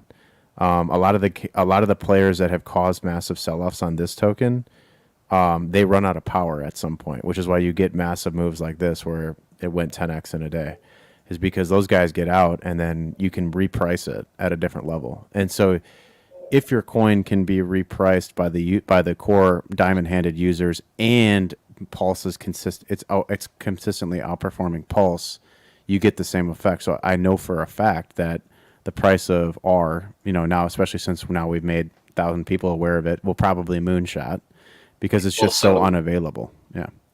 So the other point to this as well is it's actually a recipe for this other thing called a teddy bear 9. So Okay. teddy bear 9 is you won't be able to find it. I'll send it to you really quick right now. All right. Because so I think the reason behind these weird names is so that they don't get botted immediately, or so that random people don't just buy up the whole supply. Mm-hmm. So they're weird names here. Maybe should we share the where all this stuff gets listed, or should we not? I don't know. You could probably find it if you're out there listening, but like all these coins that are launched by the 414, they're made known in a Telegram room, right? Or they're made known on that list that you sent me, but they're not that well known. You can't just find them on Deck Screener. So which one should I pick? Which pair? The big Wrap BTC one or the PLS one? The Pulse one. Okay. So this one is we saw a lot of buyers today because of that YouTube video, but if you take a look at the price of this one and then the liquidity setup, it has a lot of liquidity with Wrap Bitcoin. So if we ever get Wrap Bitcoin to peg, it will absolutely fly. But also, in order to mint one of these, it requires one HAR, some U tokens, some NEP. It's like 3 other tokens plus HAR in order to mint this thing. And so when you mint it, it actually takes HAR away from circulation forever. So if there's only 100 HAR available and it's at 60K right now, if I, for example, were to want to buy a teddy bear 9 and then I mint a teddy bear 9, HAR is now a 99 supply token. There's with Maria holding 41 of them. So it's actually deflating the ecosystem, and it's raising the floor every single time somebody mints a teddy bear 9. And the reason someone would mint a teddy bear 9 is because 414 is going to launch a token that's paired to teddy bear 9. So the only way you can get access to this new token, which could pull something like a BFF, is if you own teddy bear 9. And what they're going to do is they burn the liquidity between the new token and teddy bear 9, and then they use their supply of the new token to buy back their teddy bear 9 supply. And that's essentially how Atropa was birthed in the first place. Was you pair the two, you use, because you're the largest holder of the new token, you want to bring that number down, but you also want to regain the position of the burn token that you just burned, being the teddy bear 9. And so you spend your supply of the new token to regain access to the TD9. But if you have something as scarce as TD9, it's going to see some crazy price movement. Like they're probably going to dump close to 100,000 at the time, within a couple minutes to regain their position. And so you can basically, it's like a legal inside trade, which is incredible, right? So you can mint into a TB9. Let's say if HAR is 60,000, teddy bear 9 is like 50,000. And then if Maria in this chat log announces that they're launching a new token paired to teddy bear 9, well, you know that they're going to burn their teddy bear 9 position and then buy it back. So you're going to have to, so the best play would then be to buy teddy bear 9, wait until they're done buying their full TB9 back, and then selling it.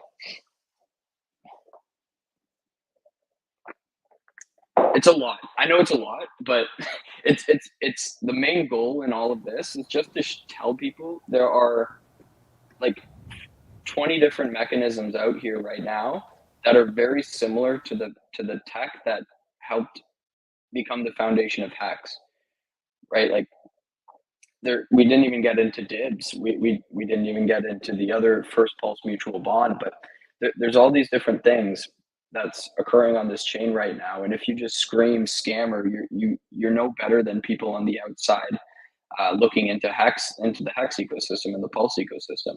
Just take a look at your own chain. Right. When you're going to mint these things, are you minting directly from the blockchain? There's probably no interface for this, so you have to know how to at least do a little bit of manual work to do this stuff. Am I right? Yeah, and I've gotten help from community members, from my friend as well, because I'm not a dev myself. But so where would somebody go to do some of that activity? Oh, Coach wants to say something. No, just I kind of started going over how to interact with like the blockchain and write from the blockchain itself. So you can come to my channel and watch me, or I kind of go over and kind of talk to people or with my clients how to interact and do all this functional. But yeah, for everybody who's listening in, I would advise, I'm just advising you to rewatch it about 5 different times to actually understand what is being said, because it can sound very little, like if you don't understand the concepts behind the kind of like the energy that we're trying to give out, just break it down, write it down, and then come to a consensus and just come into the channels and just interact with people and just learning it. So yeah. Hey, hey, real quick, let's just take a quick break. You guys want to go to the bathroom, get something to drink? I'm gonna play something real quick here, and then we'll circle back. But do what you gotta do real quick. 40 seconds. There's so many scams. I have to change my username to don't ever send me money. Imposters everywhere. Richard Hart, bracket, don't ever send me money. Imposters everywhere, bracket. That's fucked up, right? And I'm out there actually making an effort trying to stop the fucking scams. And everyone else is like, oh, fucking that Richard, yeah, he's a scammer. Call it a scam, nobody really cares. We can tell you the only one that ain't prepared. Oh yes, I'ma be a millionaire. 5, a couple trillion shares. Oh no, I ain't getting wrecked again. Richard Hart, he got us set to win.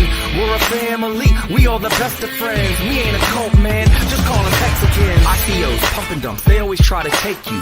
Buy low, sell high, I'm tired of your fake news. You need a token, you broken, you...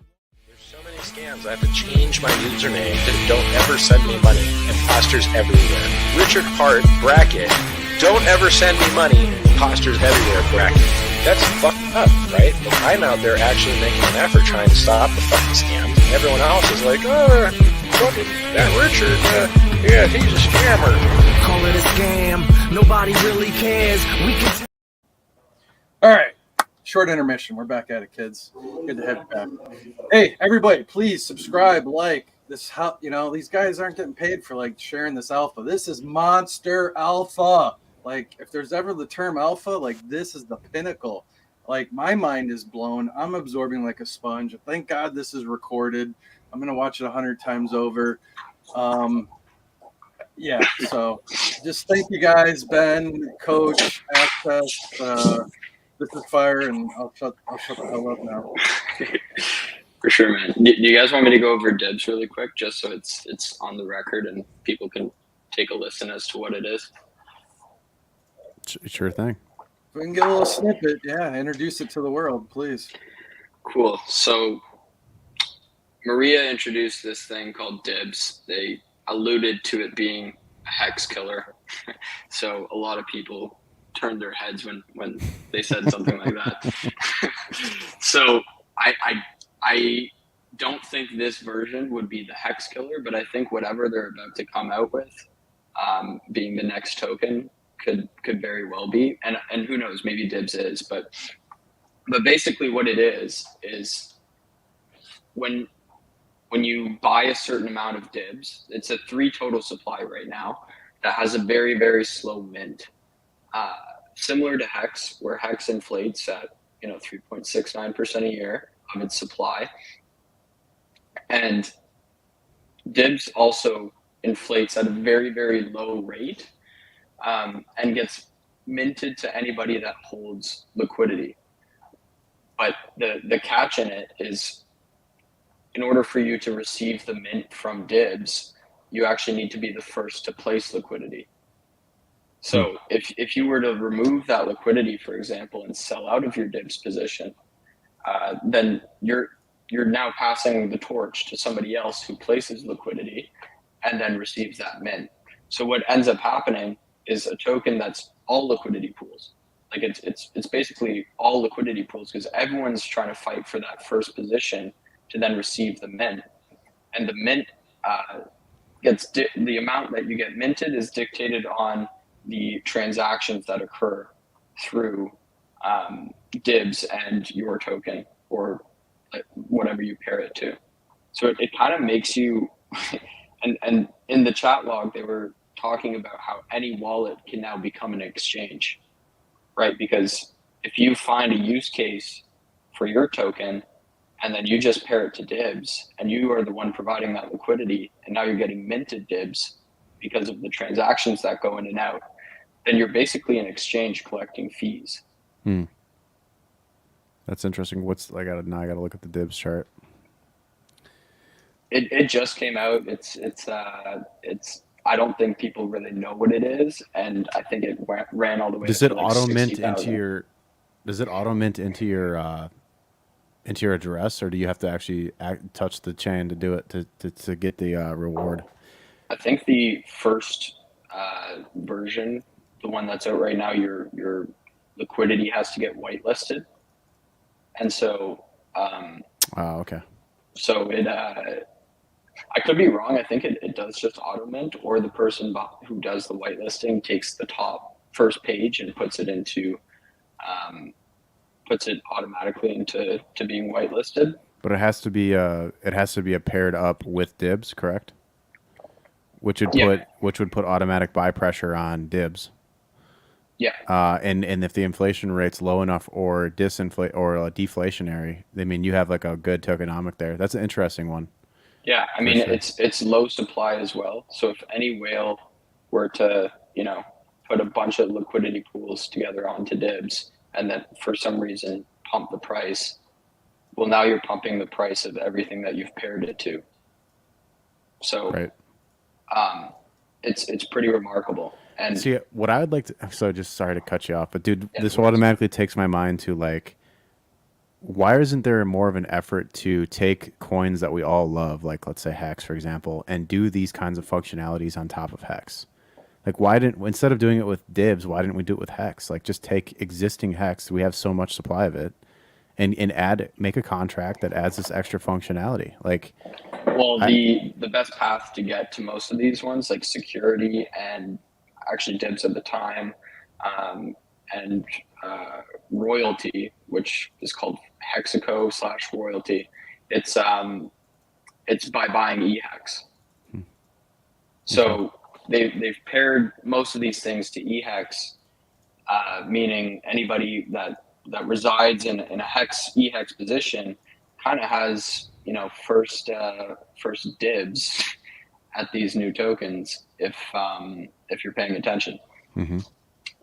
And that's the response I was looking for, because that's just it, is like the end token doesn't necessarily mean that it's not somehow tied back to something to give value back. And that's the message here with the whole Atropa deep web and the liquidity, and even just like the tokenomics with the Grace currency and that circuit. Like, we're going to see ecosystems grow up and do their own, and they're going to be their own little circuits. That's how I see it, is like each circuit is a group of brain cells or a cluster inside of the bigger blockchain, and they're each going to basically decorrelate off and do their own little things. They'll be like their own little galaxies inside of the if Pulse Chain is the universe, these little clusters or circuits of different LP pairs working together are going to start to like decouple and go off on their own ways, and potentially just become sinks for value.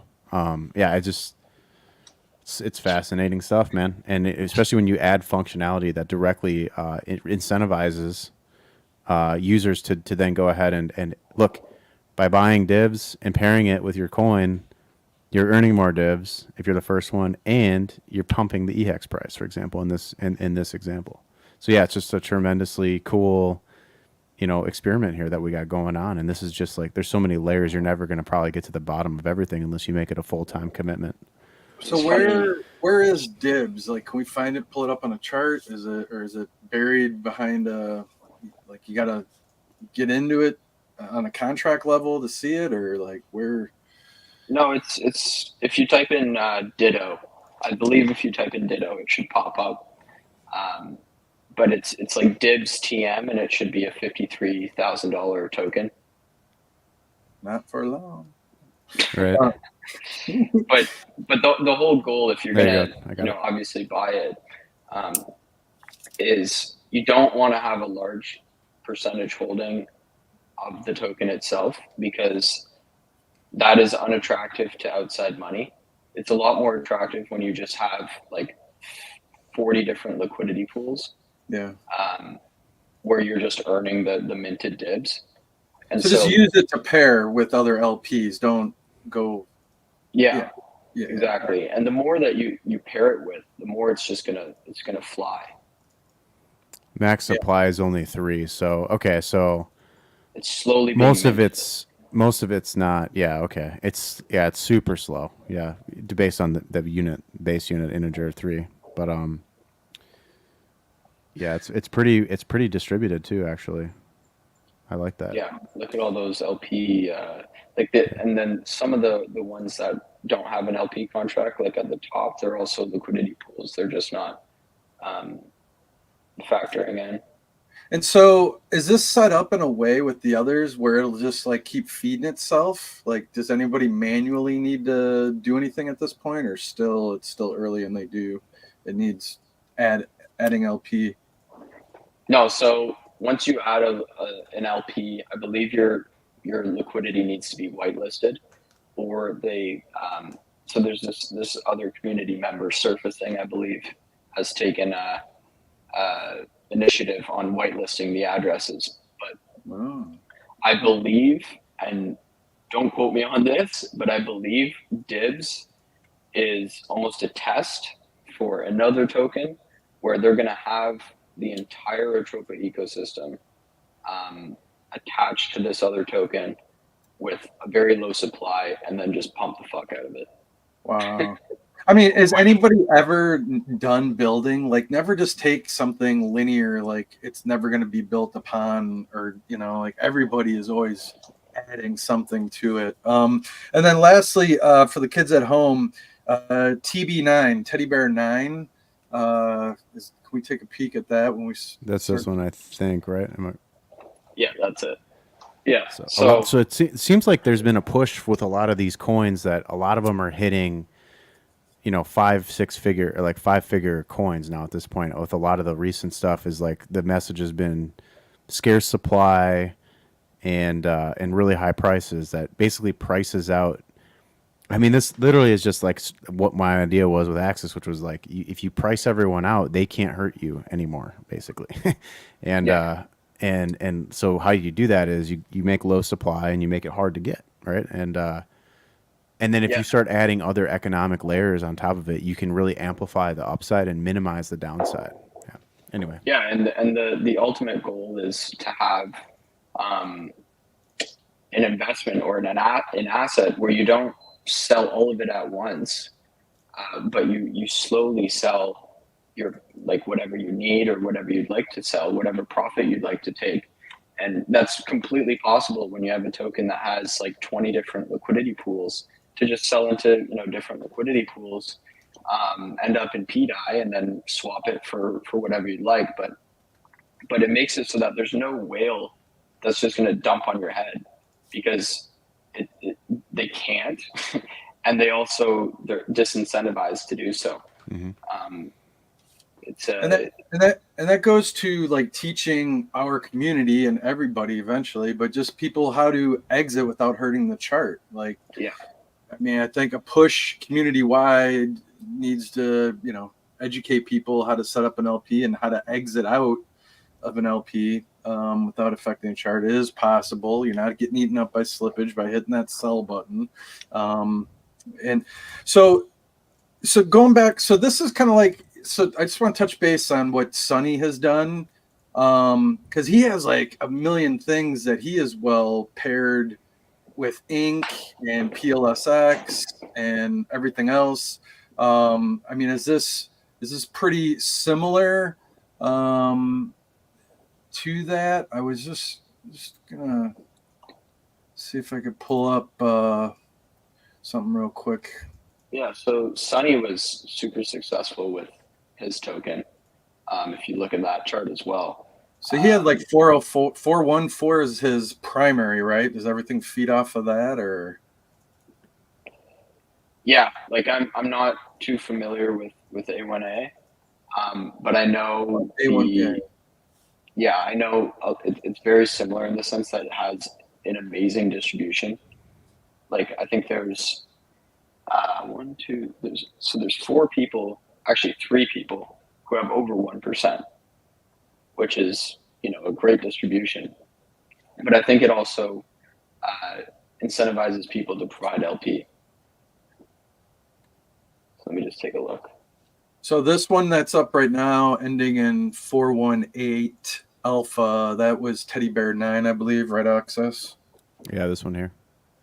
Yeah. Thank you. And then the other one is Dibs. And this on one, the 4 hour. This is pretty new. Yep. And again, the concept is don't go buying it and hoarding Right. it. You got to do the disclaimers, this is all speculation and not financial advice. So like you don't want to look. Let me say this too. Okay. The farther you venture away from RH core assets, the more risk you're taking on. So just be aware of that and 100%. And play consciously, I guess. Yep. Yeah, I mean the best thing that you could do is, unless it's already been done, is provide liquidity with something you're very comfortable with. And then if you are ever wanting to take profit, you use yourself to exit. All right, we're coming up on 2 hours. I want to hear Coach X. I want to hear his thoughts. Yeah. Anything else, insights, alpha that you want to give us as we kind of start to wrap about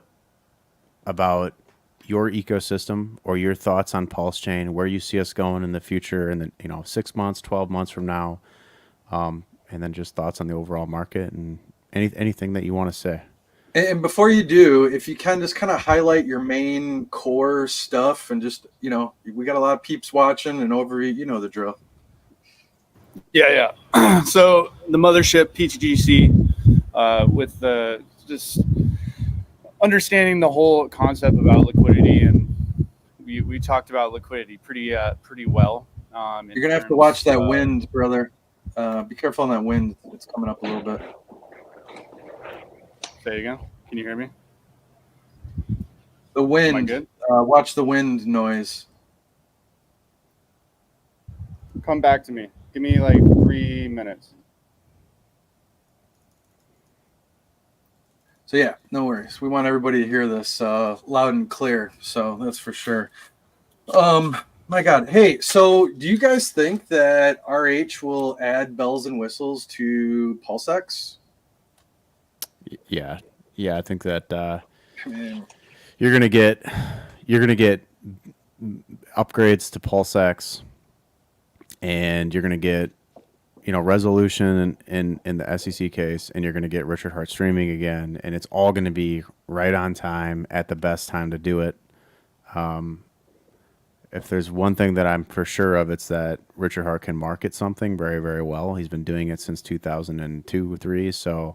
Mm-hmm. And he's got the capital to back up the words that's happening on screen. So when it's going to be, like I said before, a lot of things are going to line up one by one, and you're going to see there's no point in launching a totally complete everything's right there all on day one, when there was plenty of dumb money to flush, plenty of greed in the sacrifice phases that we've seen. Almost every sacrifice that ever launched tanked and went below SAC out of necessity or otherwise.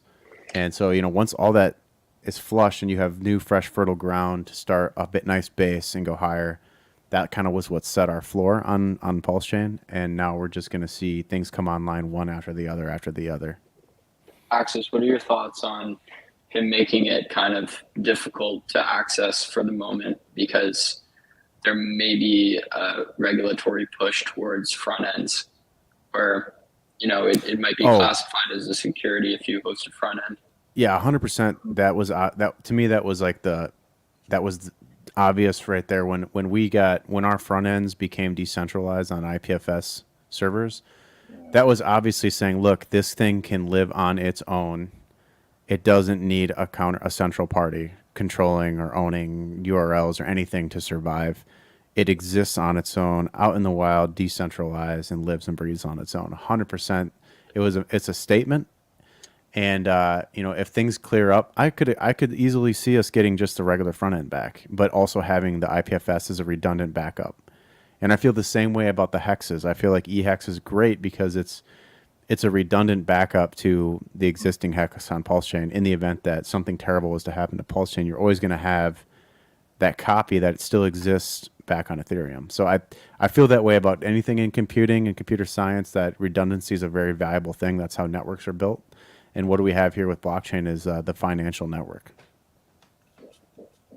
Do you also think that for anybody that's been dabbling in crypto as a whole and then chose Pulse Chain to go to and has all these different, Atropa tokens or different tokens on Pulse Chain, if they were to somehow get hacked by somebody, or if somebody were to figure out their seed phrase, it would be very difficult to hack them not knowing anything about Pulse Chain and going through the IFPS link. Well, does DBank show that? I mean, will it go that deep yet?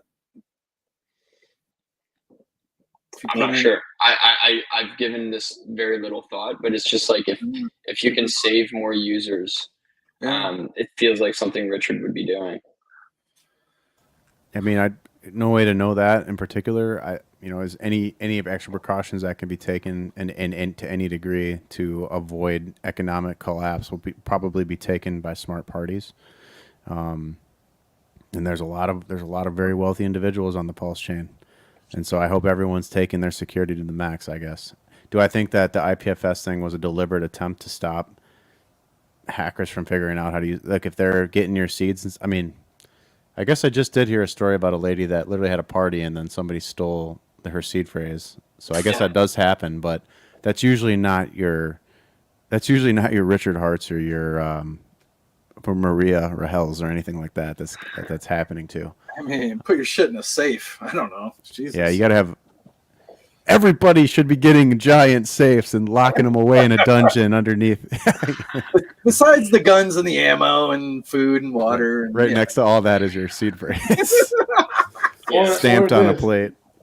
Or you get the safe, okay? You get the big ass safe, but what you do is you put the piece of paper underneath the safe, so people think it's in the safe, and they're like, can't find it, and you're like, haha, I got you, motherfucker. It's like a safe. Wall within. You take a safe, like the big ass one, and then you put one underground right below it. So that in order to get into that other safe, you have to go into the safe and then down into another safe, and then there's a safe within a safe. I'm just kidding. Yeah. No, let's get too far. Let's get too far. This is like what they're doing with the Atropa, dude. This is digitally. Yeah. So Axis, how do we get other hexagons to just take a look at this? Not to buy in, just to open their minds a bit and take a look. They did. Just today they did. This is the first step, man. And 100. Yeah. It takes a village to build this stuff out. So I mean, you can't rush people to the table. They have to come at their own pace, and they're here now. Yeah. So they just gotta look at the PDI chart today. It just made a new local high against Pulse. So obviously someone's paying attention, and eventually green candles are a motherfucker, and they will make people capitulate back the other way. And that goes for Hex too. So if you're fading Hex the way you guys were fading Ink at 39 cents, I got bad news for you, son. Yeah. It's you're right, and I think if we can all there's been too much fighting on Pulse Chain. I'd look on Twitter. I'm like, what the fuck is this? Like, Yeah, no, guys, but that's not representative of what's actually going on with anybody with any economic energy or power in the system. It's just Noise. brokey mindset, noise, bullshit. Like, I'm looking around. I'm like, where did all my friends go from 2020 and 2021? Like, they're all gone. Everyone disappeared. yeah, You know, so who's here now that's loud and vocal are the leftovers or the next wave that's coming in to grow, right? Look at those guys already made it, right? So they're out, they're looking at this stuff from the third person. They're like standing on the edges on the cliff sides, and they're watching down and in, waiting for the right chance to pounce on all of this.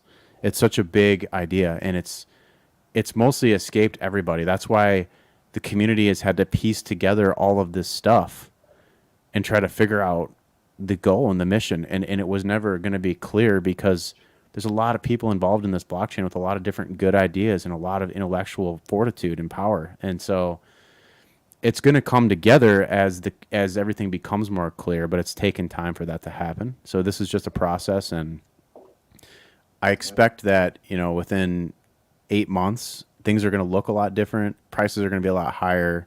You're going to have a lot more activity, and we will run the hardest and we will run last. That's my take, and I'm excited that I'm a part of it. I'm glad that I could be with you guys on this panel. It's been a powerhouse panel. Yeah. I know people will take a look at some of these kind of videos like they do with Bitcoin. If the world learns about Atropa, it's over. If the world learns about Hex, it's over. Like it's a knowledge barrier. It's nothing other than a knowledge barrier. So we just got to keep educating and keep getting after it. I wasn't even a Hexagon or a Pulsican until a year ago. So there's more people coming in. There's more money coming in, and we just got to keep the push and keep the charge going. That's awesome to hear. Yeah. Without further ado, Hex, Coach, please take the floor. Yeah, it's just like let's talk about builders too. So it's just like if you do have cool ideas and you do want to let's just say just launch something, just understand what you need to do. To make money, you got to spend money at the end of the day, and to actually build up an engagement or a community, already have a game plan mapped out. So in the lines with pTGC, when the first call I got about kind of joining the team and everything, it was just all right, so getting a whole game plan month, 2 months, 6 months, year, and then having a game plan going in. But in the regards to, I'm just going to talk about pTGC when on my streams, I keep on just telling people, I was just all right, what's going to be the pDAI pool? If pDAI gets pegged to $1, there's 60 million pDAI in that liquidity pool with pTGC. What's the liquidity? What's that going to be? What's that price? Then with that correlation, what's that price going to be in terms of market cap? And the same kind of conversation with Pulse. If Pulse goes to a penny, it was just what is that liquidity connection? Because it's all dead too. So there's no way to actually abstract that value. It's the same thing with Atropa and pDAI. There's no way to abstract that value away from the whole ecosystem. So in alignment with those thoughts, it's just with those individuals building, what else can they build?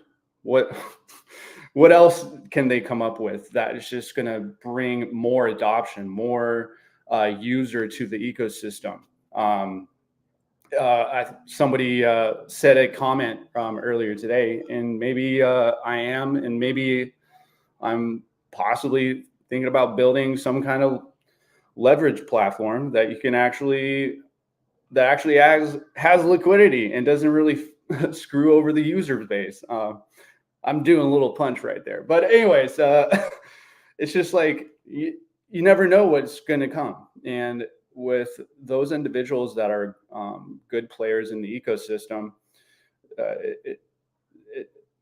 that's where it's going to be the alignment where like with Axis, like why you're such a like a big focus point in the ecosystem, because you just bring in knowledge, you bring in consistency, you bring in the Axis token and understanding liquidity pools and supply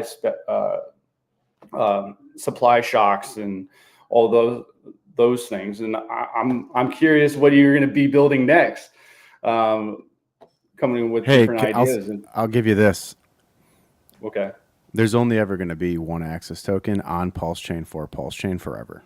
Okay, but so well, I'm just saying. Let's start there, and then let's see what there's no promises. All I can say is that what I value the most is rooting myself and my message and my vision in to what I believe in, and what I can talk forever about something I believe in. I can sell something that I believe in to people that I think it's going to give them opportunity, and that'll continue to give opportunity, and that I don't need to go from coin to coin to coin, and that's kind of counter to this whole message today. But in doing so, there's a chance to create something so tremendously valuable and so scarce and so the pinnacle of value. What is it? It exists in one place, and then it gets bridged out, and everyone has to nod or kneel to that value. And so I don't agree with some of the ways that people go and copy. Like, I don't think it's okay to go and copy a coin onto another chain, because what you're doing is you're saying, my thing was valuable over here, but I'm just going to take all that and turn it into two. Like, I was against Pulse Chain originally. I thought going head to head with Ethereum was insane, but I see it now. I see why that was important, but I still don't agree with the two hexes being divided, and I never will. And so whenever it comes to something that I value, it's going to be rooted in one place, and that asset is going to be the asset. And if everyone else wants to build onto it, that's what's going to give it even more value. But its own value will never be diluted or divested. And so with that in mind, anything that does get added on or built will always come from that root core value, the core, right? So, I mean, the coin literally did a 10x in an hour, and it's backed by some of the biggest bags in Pulse Chain. And if that's not enough to get you excited, there's only like 500 or something holders. It's very small still, and the upside is near infinite because of the distribution of funds. And so I just encourage everyone to be open-minded about the possibilities on Pulse Chain, and it's exciting. I can't say anything more about what will be or could be built, but my ideas are endless. So that's I guess where I'll leave it. Yeah, yeah, they're always that hamster wheel. It's always turning, man. It's always running, baby. I don't doubt that for a minute. Not for a damn minute. Oh, for sure. And Vets knows, because he's in the boardroom and he sees the value, and he's a part of the community, and he sees.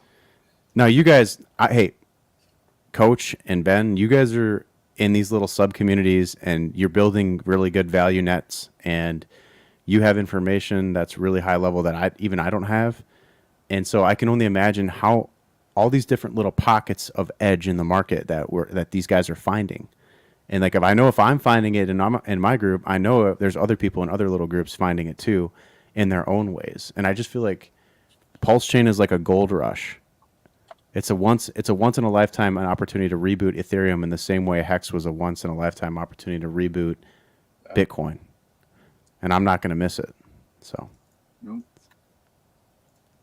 And then lastly, I just want to say who was buying a lot of PDI back in July. I'm just throwing that nugget. Yeah.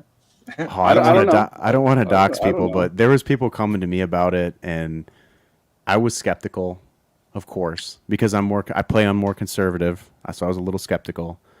Not but me. You can't ignore the price chart. I know somebody who was very public about it was Identity Block. He was very public about it. And I know other people that, you'll see me on streams with a lot of folks. Some of those guys have been telling me about plays on Pulse Chain that I went and ignored them, and I don't have regret. I'm very happy for them, but I just now I see a different picture frame, and it became really clear about 3 or 4 months ago. But when the thing that really changed my opinion on all this was, just seeing the success of like the Grays currency or learning about what was going on testnet with the maker contract, and then to see it happening on mainnet days, like hours into the mainnet launch, like that to me is as much proof as I need to know that there's more going on here, right? So, was I buying the PDI bottom? No, but do I hold PDI? Yes. So I guess I could say that. Mm-hmm. Yeah. I mean, if there's one thing I want to say to the rest of the Hex community, it's that it's great that you guys made as much money as you did. If we're going to bring in a lot more users, most of them are not going to be wealthy.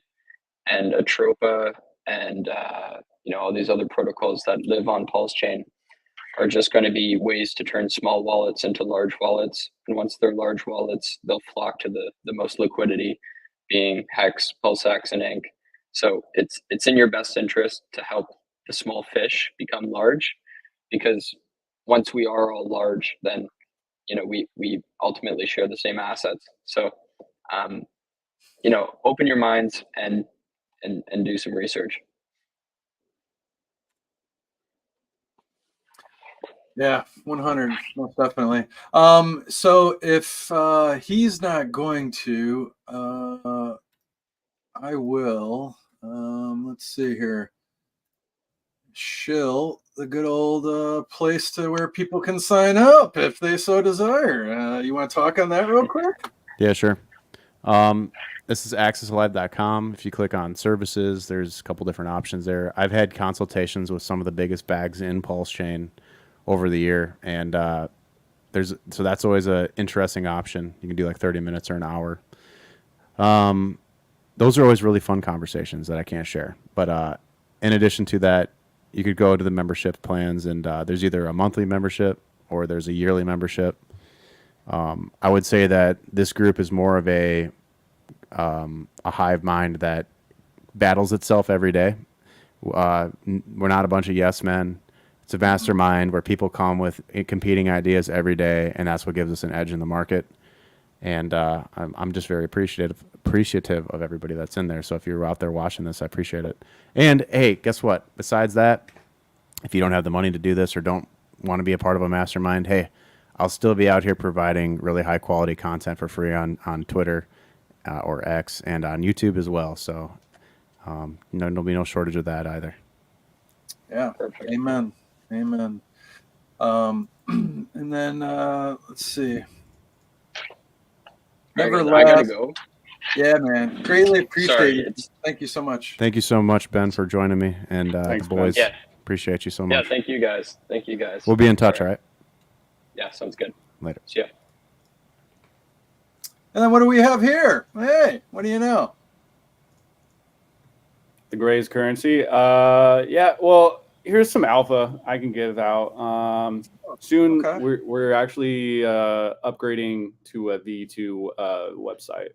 So we're kind of not changing anything, but it's just the interface is going to be a little bit different, but still have the same kind of links, way to interact with the D app. And it's kind of funny. Google's actually suppressing pTGC in some locations of the world in regards to I don't want to know exactly how to alliterate it, but our TI guy who does cybersecurity, who's one of the founders of the project too. So he's seeing that's going to be coming out shortly. Yeah. No. Yeah. Go ahead.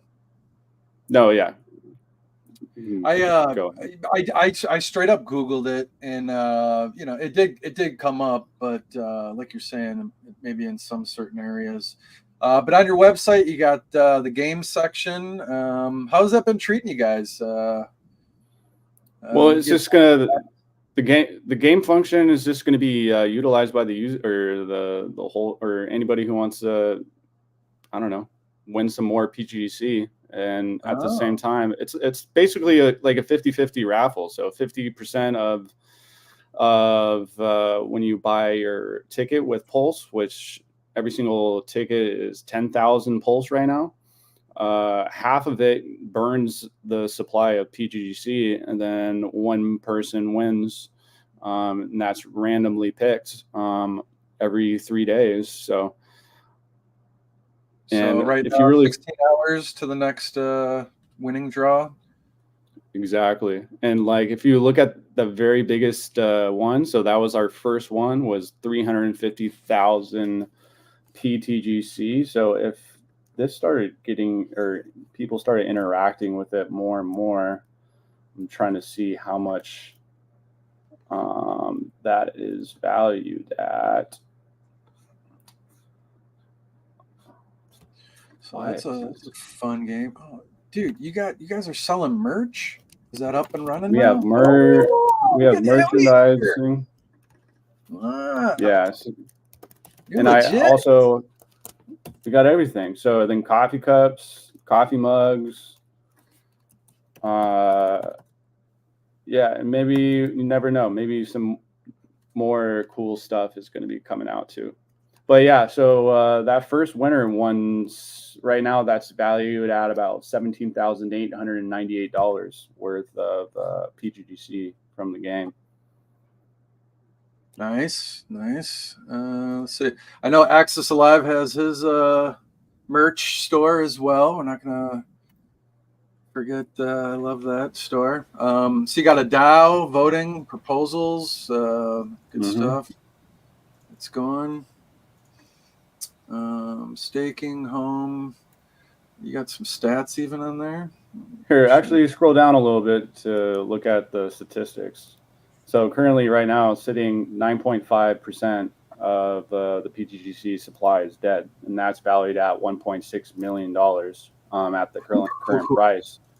And then in 6 months, just from calculation, the facts, the data, the information, doesn't give a shit about emotions, but in about 6 months, it's going to be possibly 20% of the supply. That doesn't take into consideration of the DAO buy and burns from the pulse that we receive, and other, I don't know, things and players or things that might be coming out in the near future.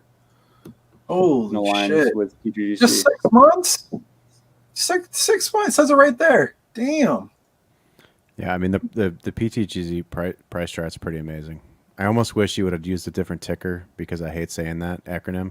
But I love the price. I love the coin. I love the price action. I love the tokenomics. I hate the ticker. well, the thing is, it was supposed to be like just TGC, but when we first launched it, the contract was incorrect because the taxes were only going through the Pulse and TGC price and not through all of them. So basically we had to create the contract, and I don't know. We didn't want to confuse people on which one to buy or stuff like that. So it's just, just throw the P in there, give it a little tongue twister. The E. Hey, real quick, everybody, please help everybody out here. Like, just in the YouTube search box, type in Access Alive, the Grayscale, Coach X. Go subscribe, hit the notification bells.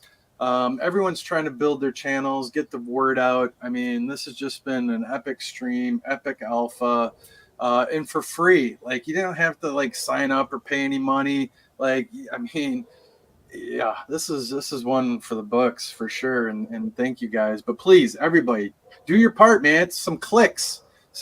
Make sure you're liking each of everybody's streams. I see you guys. There's a whole contingent on X out there. Like, holy crap.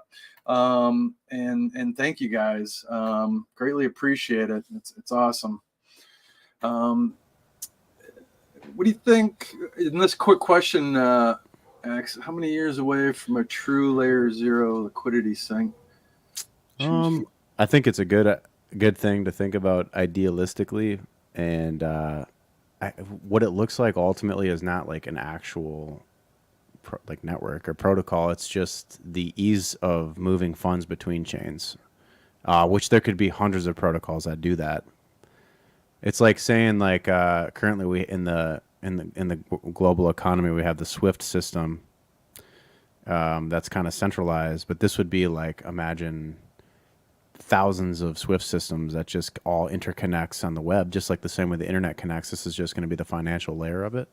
So how many years does it take? It doesn't seem like it's that far away to me. I think we'll be there before the end of the decade.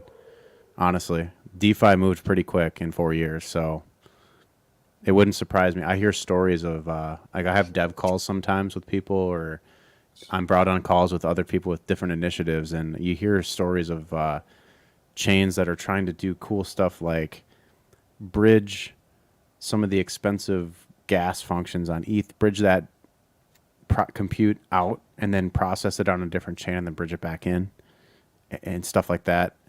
And it's literally endless because if you can code it, if you can think of it, you can code it and make it a reality. So I think at some point all this stuff goes multi-chain interoperable, and but that's going to always, this is where it's trick. It's always going to lend, the value is always going to sit back to where it originated, I think. I think we'll always have to nod the head to where the value sits fundamentally. Anyway, that's my little spiel on that. Yeah, most definitely. All right, man. Well, hey guys, everybody. So VETS and Crypto is all about trying to raise funds in a decentralized manner for different charity organizations such as Tunnels to Towers, Travis Manion, EOD Warriors, and alike. Not just military veterans, but first responders as well. There is a VETS token out there. Go to Dex Screener, type in VETS. You see a bunch of pairs. To that, I learned from you two. I tell everyone this story that between Access and Coach, like bonded liquidity was learned, and from the most basic principle, like VETS isn't worth anything, but there's a lot of different pairs, and I've seen the chart growth over time with those damn little bots selling and buying and selling. It is just, it kind of does its thing and goes up without any human interaction. And we hear Coach always preaching that at 6:30 in the morning, banging away, trying to get in people's heads that, like this is how the system works. So if I can set something up on a minimal scale, you guys can as well. So again, we're doing sponsorships. If you guys create a video, what have you, make it nice, tasteful, we'll put it on the show.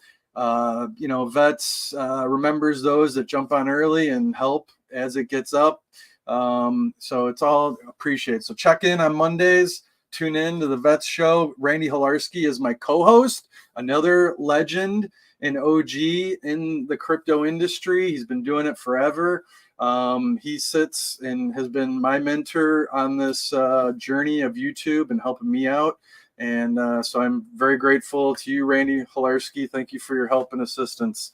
You guys, if there's anything else, feel free to chime in. Where can people find you at, Coach? Any words of wisdom?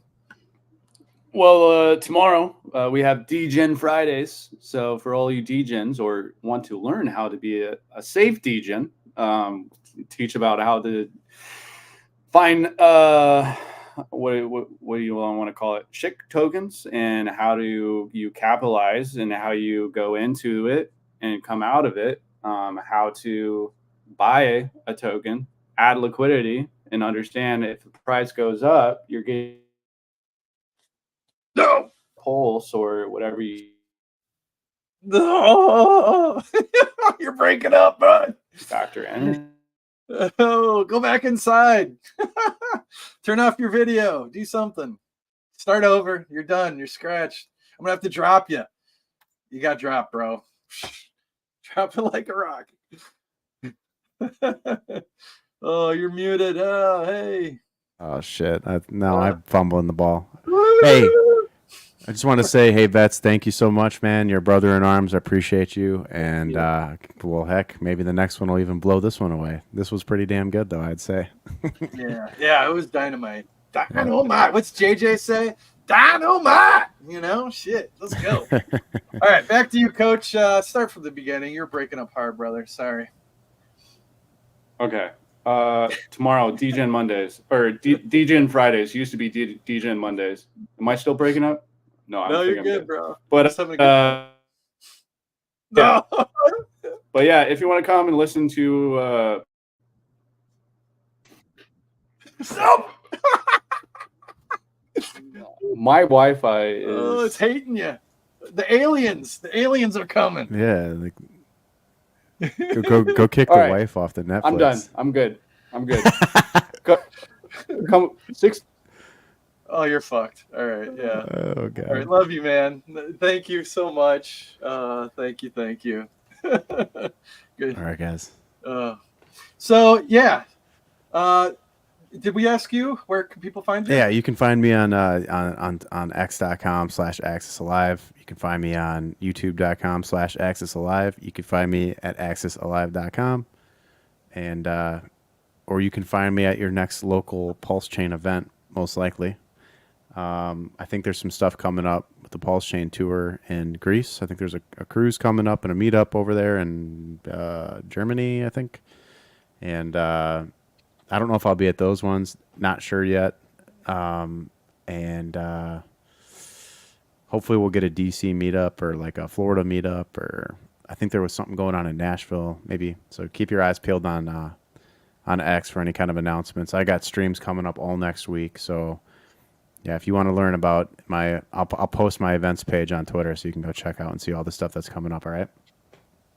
Yes. Thank you very much. Thank you. Yeah, so good old Vets is on the X. So Vets Crypto on the X, rebranded, new channel. Old one's Vex and Crypto, yada yada one. But this is the branded one. Common spelling, trying to get the SEOs out there, find us. But again, this is this channel co-hosted on Mondays, 3 to 4 p.m. Pacific Standard Time with Randy Hilarski. We're just trying to get, share stories, how to navigate the VA system, mental health. And also I've had Brad, the firefighter, on, really good guy. He talks about interviews and trying to help probation firefighters get on and everything. So just trying to reach across the chains. We're all like-minded individuals. We all have common goals. And that is the goal. Everyone's doing their own thing to try to reach across. I think this cycle is going to be multi-chain. The products that are coming online have made it only easier to do that and swap across. So check us out. Check out the description on Vets and Crypto's channel. You'll see what we're all about. Again, I don't have an intro or outro because I'm looking for sponsors. So I'm going to play this little snidbit one time. You can take a picture, check out the link tree for all the data, and we'll catch you guys later. So appreciate everybody. Have a great night. There's so many scams. I have to change my username to don't ever send me money. Imposters everywhere. Richard Hart, bracket, don't ever send me money. Imposters everywhere, bracket. That's fucked up, right? And I'm out there actually making an effort trying to stop the fucking scams. And everyone else is like, oh, fucking that Richard, yeah, he's a scammer. Call it a scam, nobody really cares. We can tell you the only one that ain't prepared. Oh yes, I'ma be a millionaire. 5, a couple trillion shares. Oh no, I ain't getting wrecked again. Richard Hart, he got us set to win. We're a family, we all the best of friends. We ain't a cult, man, just call us Hexicans. ICOs, pump and dumps, they always try to take you. Buy low, sell high, I'm tired of your fake news. You need a token, you broken, you... Bye-bye. I gotta hit the end.